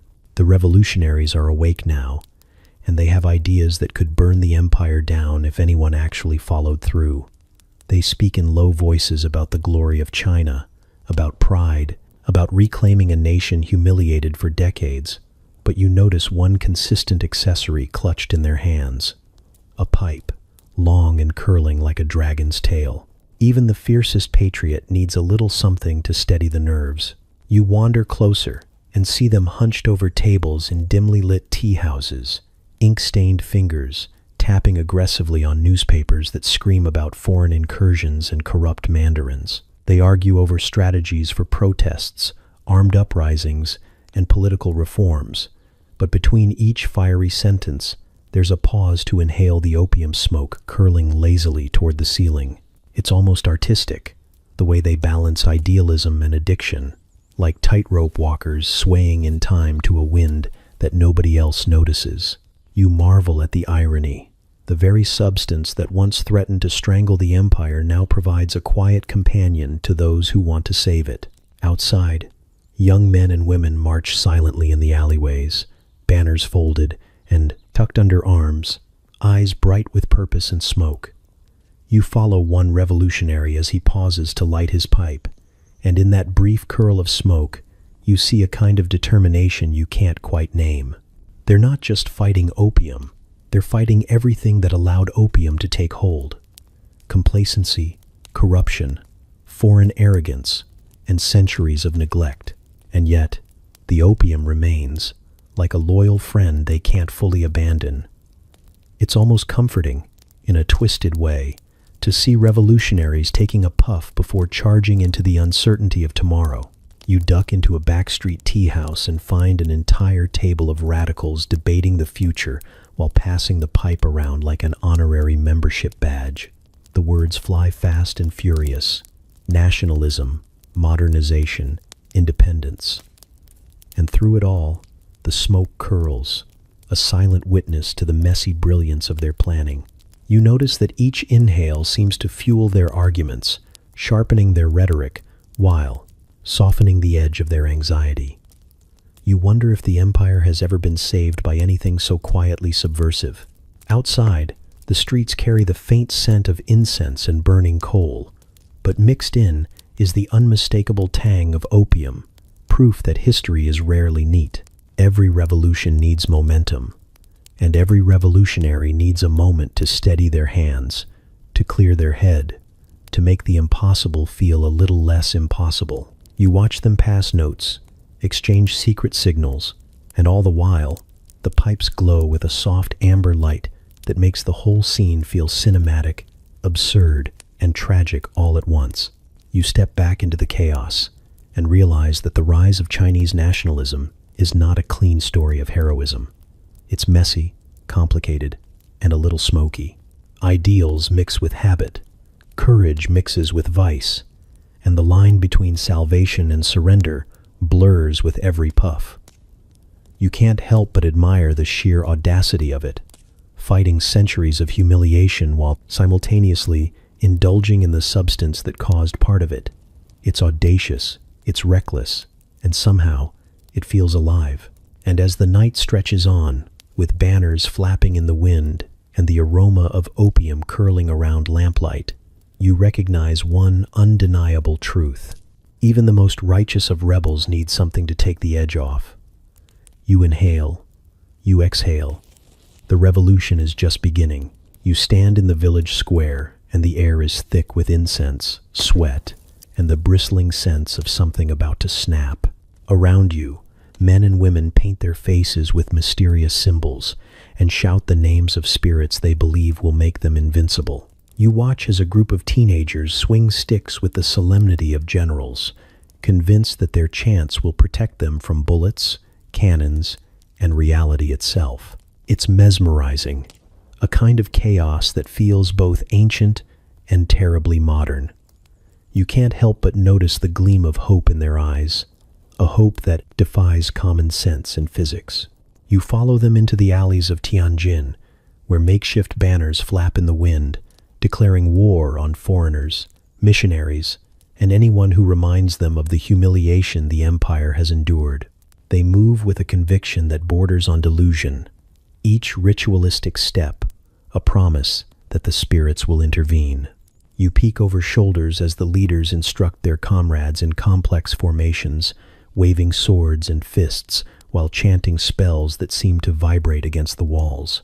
It's a performance of courage, but also one of desperation. The foreign troops have arrived, and the distant rumble of artillery grows louder with each passing moment. The villagers pause, chest heaving, as if their chance alone could alter the trajectory of iron and gunpowder. You notice an old man standing in the crowd, shaking a bell that he swears will protect the town. His fingers tremble, his eyes dart nervously, but his voice is unwavering. You realize that faith in magic has replaced faith in strategy, that rituals have substituted for leadership, and that bravery alone will not hold a line against modern weaponry. In the heart of the town, a clash erupts. You feel the jolt of panic in the air as wooden swords meet rifles, as the invisible becomes brutally visible. Shouts echo off the stone walls, and smoke rises from small fires where chaos has taken root. You see a group of villagers charge, chanting, and then falter as bullets tear through the illusion of invincibility. The sound is thunderous, and for a brief moment, time seems to slow. You can almost hear the whispers of history mocking the faith that led them here. Yet despite the carnage, the belief does not waver entirely. Men and women continue to dance through the chaos, slashing at shadows, invoking spirits, and refusing to acknowledge the simple truth. Bullets are faster than prayers. You notice a child clutching a toy sword, stepping into a puddle of mud and blood, convinced she can protect her home. Her determination is both heartbreaking and extraordinary, a testament to human stubbornness in the face of certainty. You step back, taking it all in. The Boxer Rebellion is a spectacle of courage and futility wrapped into one, a collision of the mystical and the mechanical. You feel the weight of history pressing down, the inevitability of foreign forces and modern arms reshaping a world that still clings to old ways. And yet, through the smoke and chaos, the chants continue, stubborn and beautiful, a refusal to surrender to logic, to defeat, or to despair. You realize, as the dust settles and the cries echo into the evening, that belief in magic cannot stop bullets, but it can make people move as though they might. You stand in the shadow of the foreign legation in Beijing, the air thick with smoke, fear, and the faintly sweet scent of opium. Outside the walls, mobs surge like rivers gone rogue, chanting, shouting, and occasionally throwing rocks that would barely dent a teacup, let alone the stone walls of an embassy. You can't help but notice the strange calm behind those walls, the way diplomats lounge in chairs, sipping tea as if the world's chaos were a mere inconvenience rather than a siege. Inside, the rooms are lined with velvet, polished wood, and the kind of carpets that could swallow your feet whole. The windows are barred and reinforced, and the gates are locked with mechanisms that seem designed more for a fortress than a simple office. The occupants move with a peculiar combination of panic and privilege, whispering urgently about treaties, indemnities, and trade concessions while taking careful puffs from ornate opium pipes. You watch them as they pass little china cups of liquid smoke back and forth, and you wonder how anyone can negotiate the fate of an empire with a half-conscious haze clouding every decision. From the courtyard, you hear the roar of the crowd, a living wall of anger pressing against diplomacy and sense alike. Stones clatter against iron gates, and you see the occasional torch flare, illuminating the panic on the faces pressed against the outer walls. And yet inside, the diplomats barely flinch. They are wrapped in layers of cotton and silk, sipping their opium like a comforting elixir, occasionally glancing at reports that read like an apocalypse in slow motion. They discuss what cities must be ceded, what taxes can be collected, and how best to protect their property, while subtly ignoring the fact that half of the empire is burning outside their gates. You walk past a young clerk, whose hands are trembling as he tallies the spoils of trade. He whispers about the amounts of opium stored below, and you realize that the real priority isn't survival or honor, but the preservation of a drug that has fueled not only their empire but the one across the seas. There's a strange hierarchy in these moments. The outside world, full of fury and justice, and the inside world, full of smoke and contracts, where opium is treated as more sacred than life itself. From your vantage point, it almost seems like theater. The walls hold up under the assault. The diplomats shuffle from room to room, and the opium continues to burn gently, curling into the air like an indifferent spirit. You hear shouts demanding the surrender of embassies, the execution of foreign envoys, the expulsion of intruders, and yet no one dares touch the smoke-stained rooms where trade secrets and smoke coexist in a bizarre harmony. You wonder if anyone outside the gates notices that the real siege is not just of buildings, but of ethics, of morality, and of the ability to look at a crisis without a pipe in hand. Night falls, and the torches dim. You see the last of the rioters retreating into the alleys, exhausted and frustrated, while the diplomats lean back, half asleep, half smiling, counting losses and profits alike. The opium burns on. You realize something unsettling. The world may be on fire, empires may be bleeding, and people may be dying just outside these walls, but inside, the pipes glow, the smoke curls, and priorities remain perfectly preserved. You watch as officials scurry through the halls of the Forbidden City, papers stacked so high they threaten to topple like unbuilt skyscrapers. Someone whispers about modernization, and you tilt your head, wondering if the word has ever been spoken out loud here before.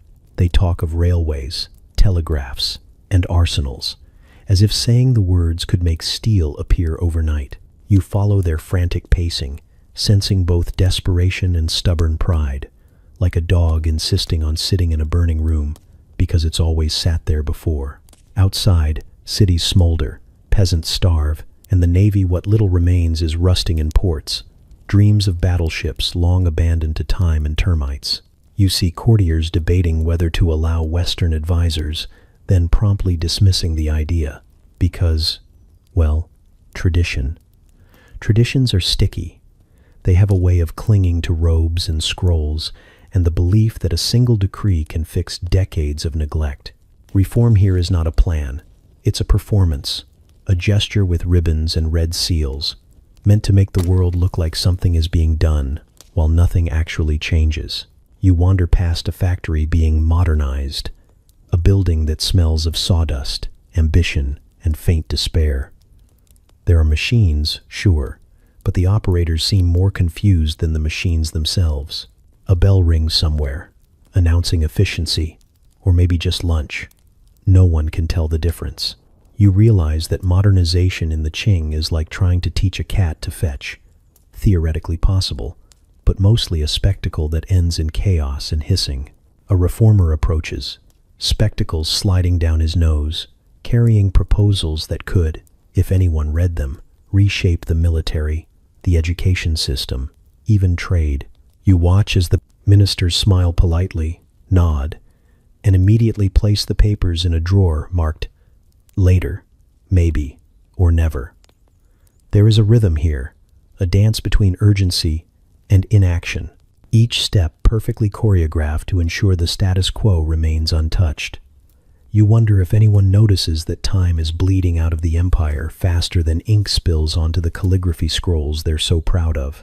Meanwhile, the people outside go about their desperate business, unaware that their rulers are fumbling with reforms, as if testing new robes in a storm.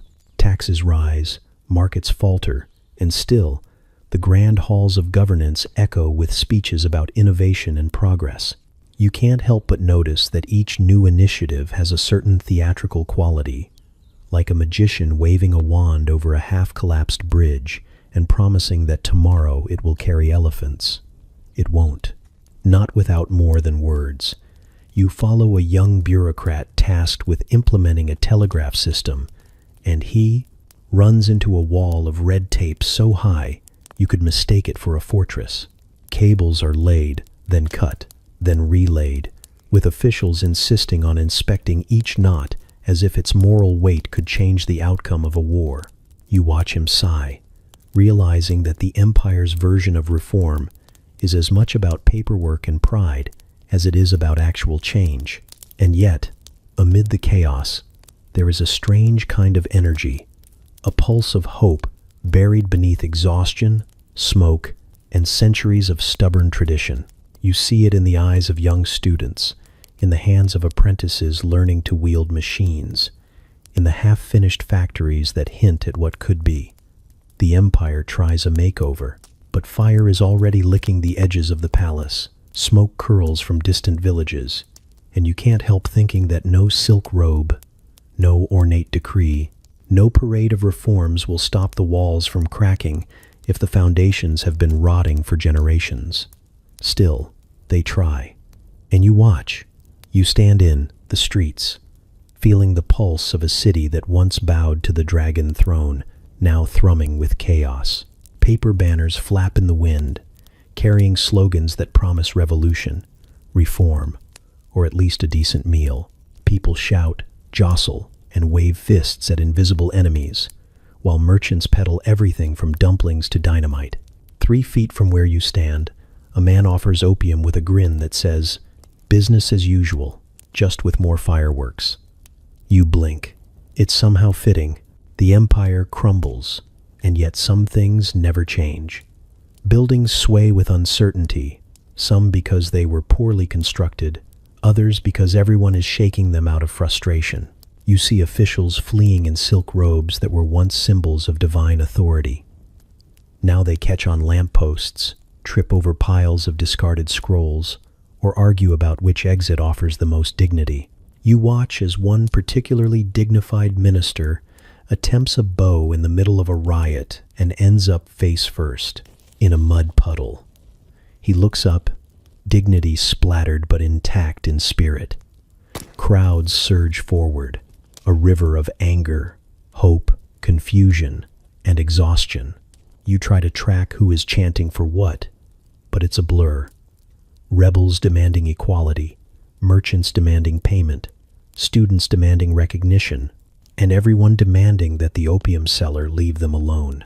You dodge a thrown shoe, step over a toppled cart, and realize that the collapse of an empire is a full-contact sport, and you have no protective gear. A young soldier passes, his uniform patched with more hope than fabric. He carries a rifle but no idea who to aim it at. You see him hesitate, glance at the chaos, and lower his weapon because the enemy isn't obvious, or maybe because he doesn't know why he's fighting at all. Around you, dragons carved into palace gates twist as if laughing, fire licking their tails, mocking centuries of rule that couldn't survive a few hours of disorder. Someone sets off a firecracker, the sound exploding like history in your ears. The crowd leaps back, laughs, cries, and then continues marching, each step a punctuation mark on a story that's been centuries in the making.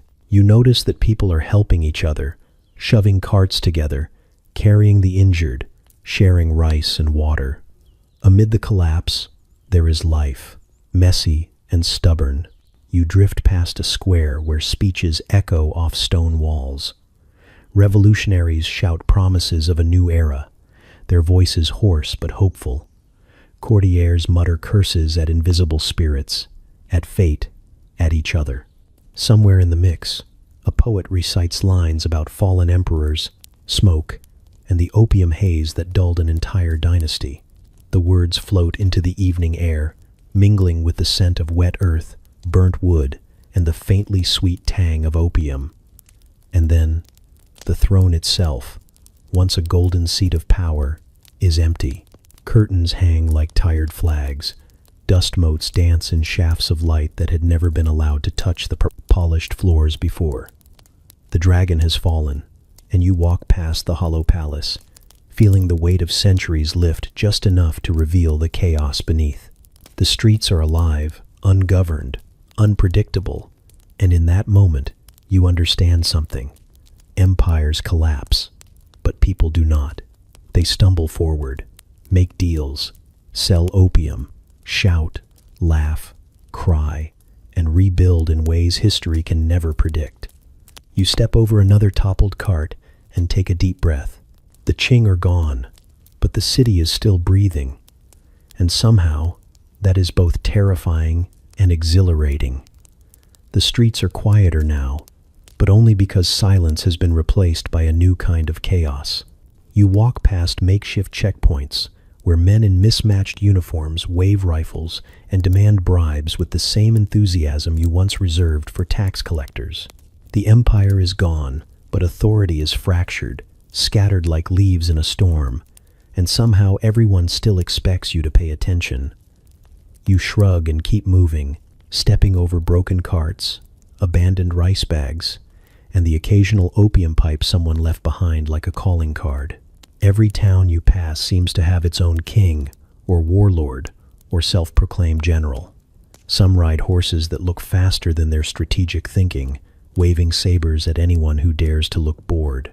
Others sit on crates, counting coins, smoking opium, and delegating the hard decisions to whoever is unlucky enough to stumble past. You start to notice a pattern. Wherever there is power, there is opium. Wherever there is opium, there is shouting, shooting, or both. A convoy of soldiers rides past, and they argue over which village belongs to whom. You try to follow their logic but quickly give up. Maps are useless. Borders are drawn in mud and blood, constantly redrawn by whoever got angry first.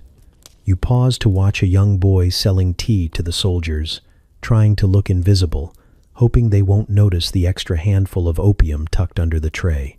Business thrives even as the state crumbles.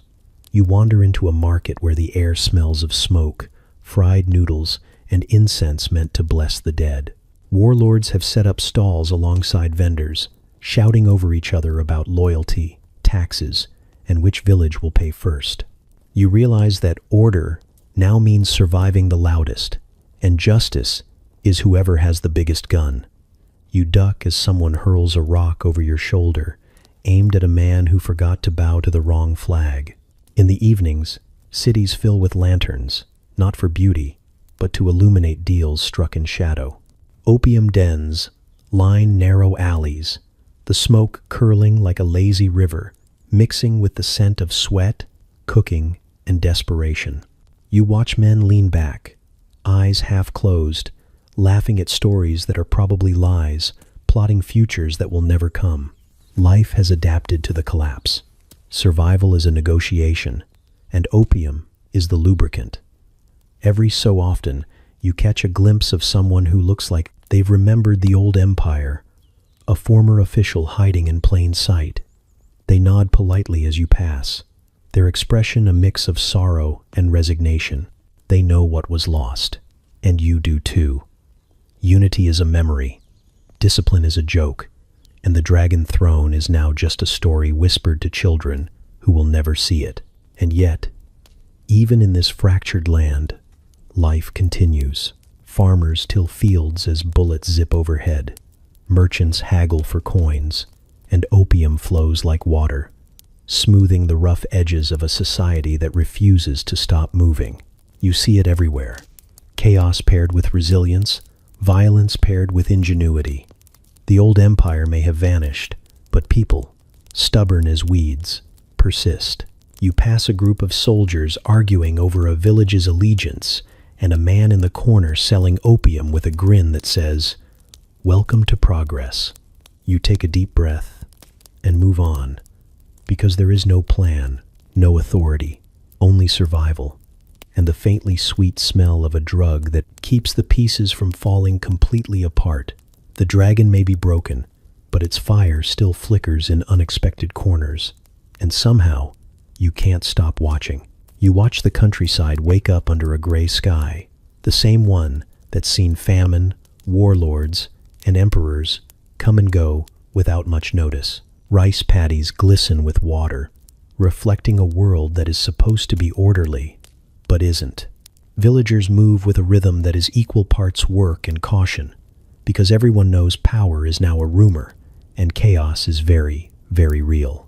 You walk past someone carrying a heavy basket of grain, and he offers a nod, as if greeting an old friend who might also be the messenger of trouble. In towns, the air is thick with smoke from cooking fires, kerosene lamps, and the faintly sweet scent of opium. It's everywhere. You see it in alleyways, in tea houses, and in the hands of soldiers who should be guarding villages but are too busy guarding themselves. People have grown clever with survival. You watch a man hand a coin to a vendor, who slides a small pouch across the table with the casual precision of a card dealer. And you realize opium is no longer an indulgence. It's part of the economy, part of daily life. You hear rumors of a young man moving through the provinces, a student turned revolutionary with more ambition than age. Mao.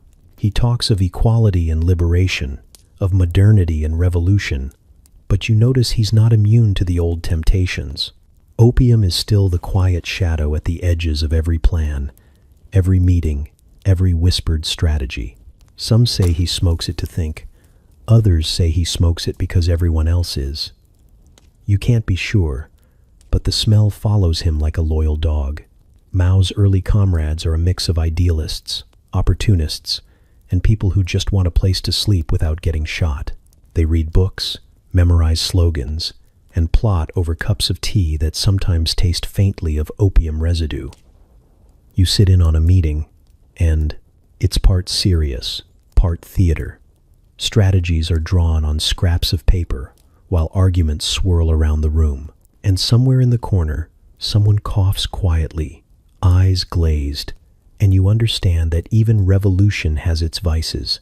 As the political landscape shifts, you watch families hide what they can, trade what they must, and bend without breaking.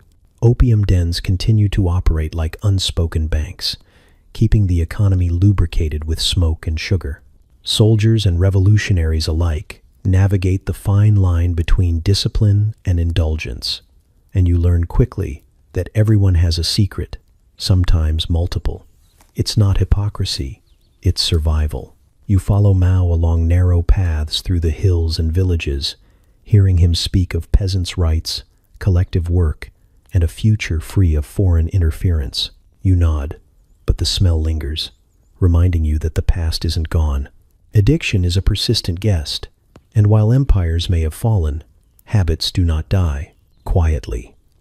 Villagers smile politely, curious about the new leader who promises change, unaware that the very opium they smoke might follow them into the revolution. You notice the tension, the contradictions, and the small ironies. A movement built on discipline struggles with the legacies of indulgence. People who demand sacrifice still seek comfort. And amidst all the posters, speeches, and clandestine gatherings, you realize the opium problem isn't just a thing of the past. It's part of the soil, the culture, the very air you breathe as the revolution begins to stir. And yet, despite the smoke, the chaos, and the contradictions, you can't help but watch with a strange hope. Mao's ideas have fire, his ambition has weight, and the world is shifting, whether the village potheads like it or not. Opium may be a shadow, but even shadows retreat when the light is strong enough. You inhale the crisp air, taste the faint sweetness on the breeze, and step forward, realizing that the revolution, like addiction, is complicated, messy, and impossible to ignore. You walk the streets of a city that smells faintly of smoke, soot, and revolutionary slogans freshly painted on walls. Banners flap in the wind, declaring equality, unity, and the triumph of the proletariat. The streets are crowded with people who have lived through famine, warlords, foreign invasions, and decades of habit.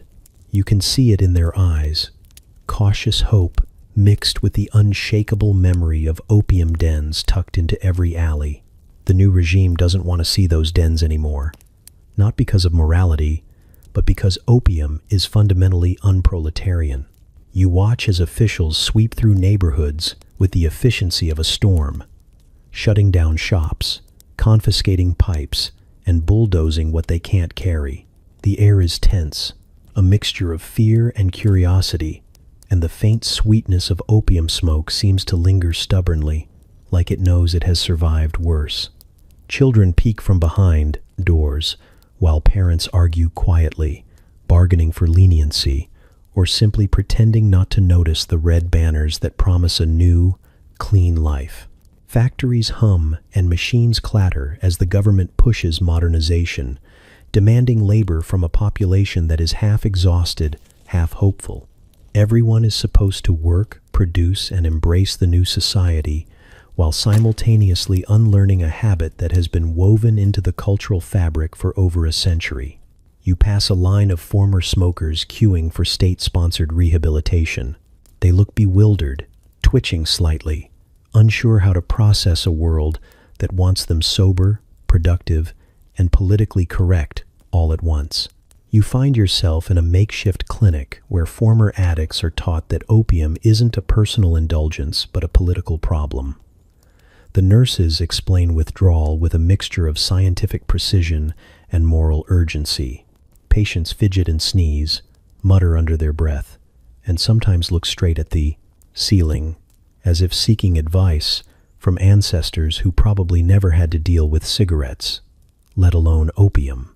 The atmosphere is earnest, determined, and faintly comedic in its seriousness, like watching monks try to teach ballet. Everywhere you go, you see the contradictions. Peasants are encouraged to join collectives, while former opium smokers stumble through detox schedules. Soldiers patrol streets once dominated by dens, and the smell of propaganda is almost as strong as the lingering smoke of opium. Yet, the people adapt. They find new habits: tea instead of tobacco, work instead of smoke, slogans instead of sweet, narcotic comfort. You notice a man pouring sugar into his cup with the same ritualistic care he once used to pack a pipe. Even Mao's early disciples, who once may have indulged secretly, now march in lockstep with the campaign, carrying red books and stern faces. You see them pass former dens, now converted into schools or warehouses, and you catch a whiff of something bittersweet: nostalgia, survival, and the absurdity of trying to clean a century-long addiction with ideology. Still, not everyone is fully convinced. In back alleys, hidden from the patrols and the banners, you glimpse the occasional flash of familiarity: a pipe, a pouch, a nod between old friends who remember a different rhythm to life. The regime may have declared opium unproletarian, but human habit is stubborn, resilient, and sometimes quietly defiant. You walk home past factories, clinics, and former dens, realizing that the empire is cleaner, if not entirely free. The streets smell fresher, the slogans are louder, and the people move faster. But shadows of the past linger in the corners. You understand that cleaning an empire is never simple, especially when the habits it inherited are as seductive as they are persistent.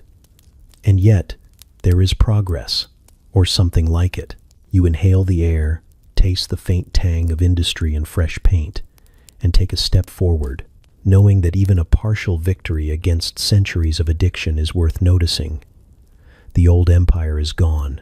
The new one demands discipline, and life moves on with cautious optimism.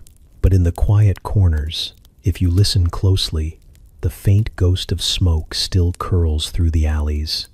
You walk through the empty streets where the empire once whispered its wealth and power. The opium dens are shuttered, their wooden doors warped and splintered, the delicate calligraphy above them peeling like old skin.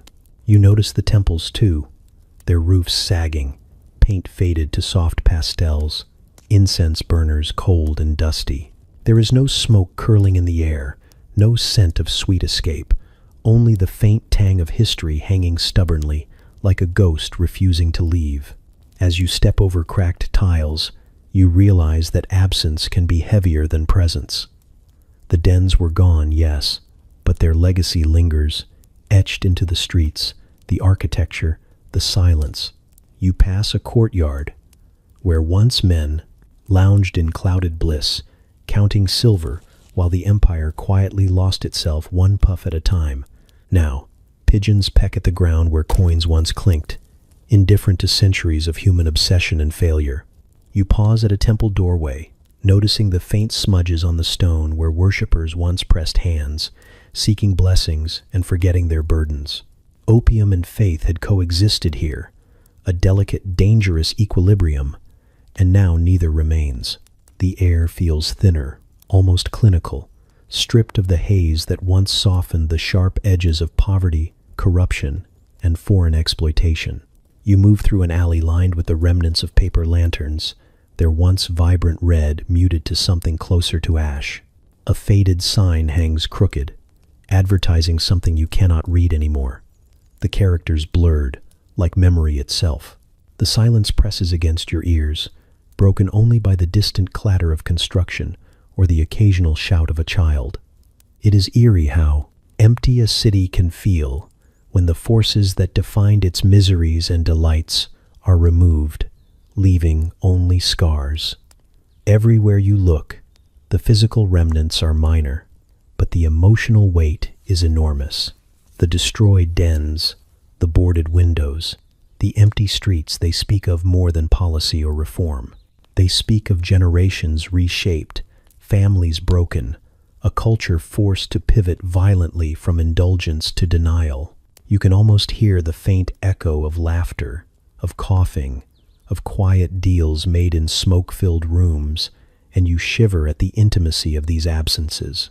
You pass a market where older men sell tea in woven baskets, their hands steady but their eyes distant. They remember the rhythms of the old empire, the cycle of addiction and profit, of foreign greed and imperial weakness. You catch fragments of conversation, a story of a grandfather, a warning about temptation, a lament for the silver lost to pipes instead of grain.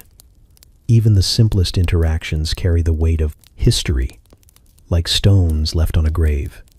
You walk on, past courtyards and canal banks, and notice that the scars of opium are not just in empty buildings, they are in the rhythm of the city itself. The economy, once vibrant with trade, has slowed.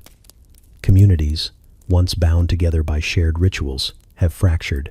Families rebuilt themselves, yes, but in the careful, cautious way people rebuild after trauma, brick by brick, habit by habit, trust by trust. You reach a high terrace and look down on the city as evening settles. The light is soft, forgiving, but the shadows are long. You realize that even without smoke in the air, the city still remembers. Every alley, every fallen tile, every empty doorway is a whisper of the empire's greatest addiction, a reminder that some ghosts never fully leave. And in that quiet, you understand.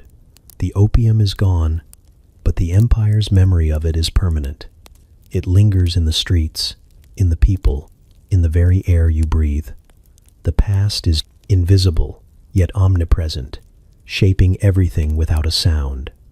The smoke is gone, the scars remain. You stand in the ruins of what was once the most magnificent empire on earth, and wonder how it all went so sideways. The forbidden city glimmers faintly under the sun, its lacquered roofs still proud but hollow, like a smile stretched over teeth that have long since rotted. You know the story everyone tells, opium, opium, opium. But as you walk through the streets, past temples and markets and silent canals, you realize it wasn't a single flower that brought the empire low. It was the subtle art of being spectacularly wrong in ways that seemed entirely reasonable at the time. You watch a bureaucrat shuffle papers, ink staining his fingers, completely convinced that stamping more decrees will hold the world together. Taxes rise, grain rots. Silver flows to foreign pockets faster than anyone can count. You think about the opium wars and the treaties and the foreign powers with their perfectly polished boots, and it's easy to blame the poppy. But really, it's arrogance. The kind that convinces an empire that traditions will always protect it, that no navy from across the sea can disrupt centuries of rituals, that the world outside the walls is somehow irrelevant. You pass a tea house and hear the faint echoes of debates you'll never witness. Reformers insisting on modern factories and modern armies, realists shaking their heads, muttering about manpower and logistics, and nappers the majority waiting for a problem they can't see to blow over. Every small choice, every polite dismissal of foreign advice, every insistence that the old ways were perfect, they all stacked into a silent avalanche. Walking through the corridors of an empty academy, you notice the students' desks covered in dust. They were taught Confucian texts, memorizing poetry and morals, while the rest of the world was building steam engines and rifles. Ignorance, Not stupidity, just a quiet, comfortable ignorance that felt safe until it wasn't. You see it in the architecture, in the canal locks that can't handle modern trade, in the streets that curve like lazy rivers instead of straight lines for efficiency. The empire was brilliant in art, literature, and ceremony, but increasingly irrelevant in the matters that mattered. You cross a bridge where merchants once counted silver for opium, sugar, and silk. It's not just the drugs you notice, it's the inertia, the way every decision is made with hands washed clean of consequence. Policies favor tradition over practicality. Wars are fought too late, reforms too small, concessions too many. The opium just happened to be profitable enough to expose every flaw, every weakness, every miscalculation. You think about the emperors and the empresses, the officials who made laws in ink but ignored the currents of reality. They didn't see that maintaining power wasn't just about silk robes and rituals. It was about understanding change, about being awake while the world shifted beneath your feet. You realize that the collapse wasn't dramatic in the cinematic sense. It was quiet, bureaucratic, painfully meticulous. Every misstep was a brick in the wall that would eventually cage the empire, not a cannonball tearing it apart. And yet, you can't ignore the human cost. Millions caught in wars, in famines, in the haze of addiction, their lives twisted by forces both natural and manufactured. Arrogance and ignorance may have built the walls, but the empire's people paid for every inch of its stubborn pride. History whispers through alleys, markets, and empty dens that the real enemy wasn't opium. It was the invisible, everyday decisions made by people convinced they were doing the right thing. You stand on a terrace overlooking the city. As evening drapes the sky in bruised purples and golds, you understand at last. The poppy was a symptom. The empire's ruin was not sudden. It was slow, procedural, and impeccably polite. It was arrogance, ignorance, and 1,000 tiny decisions made with very clean hands. And in that clarity, you almost laugh. Almost.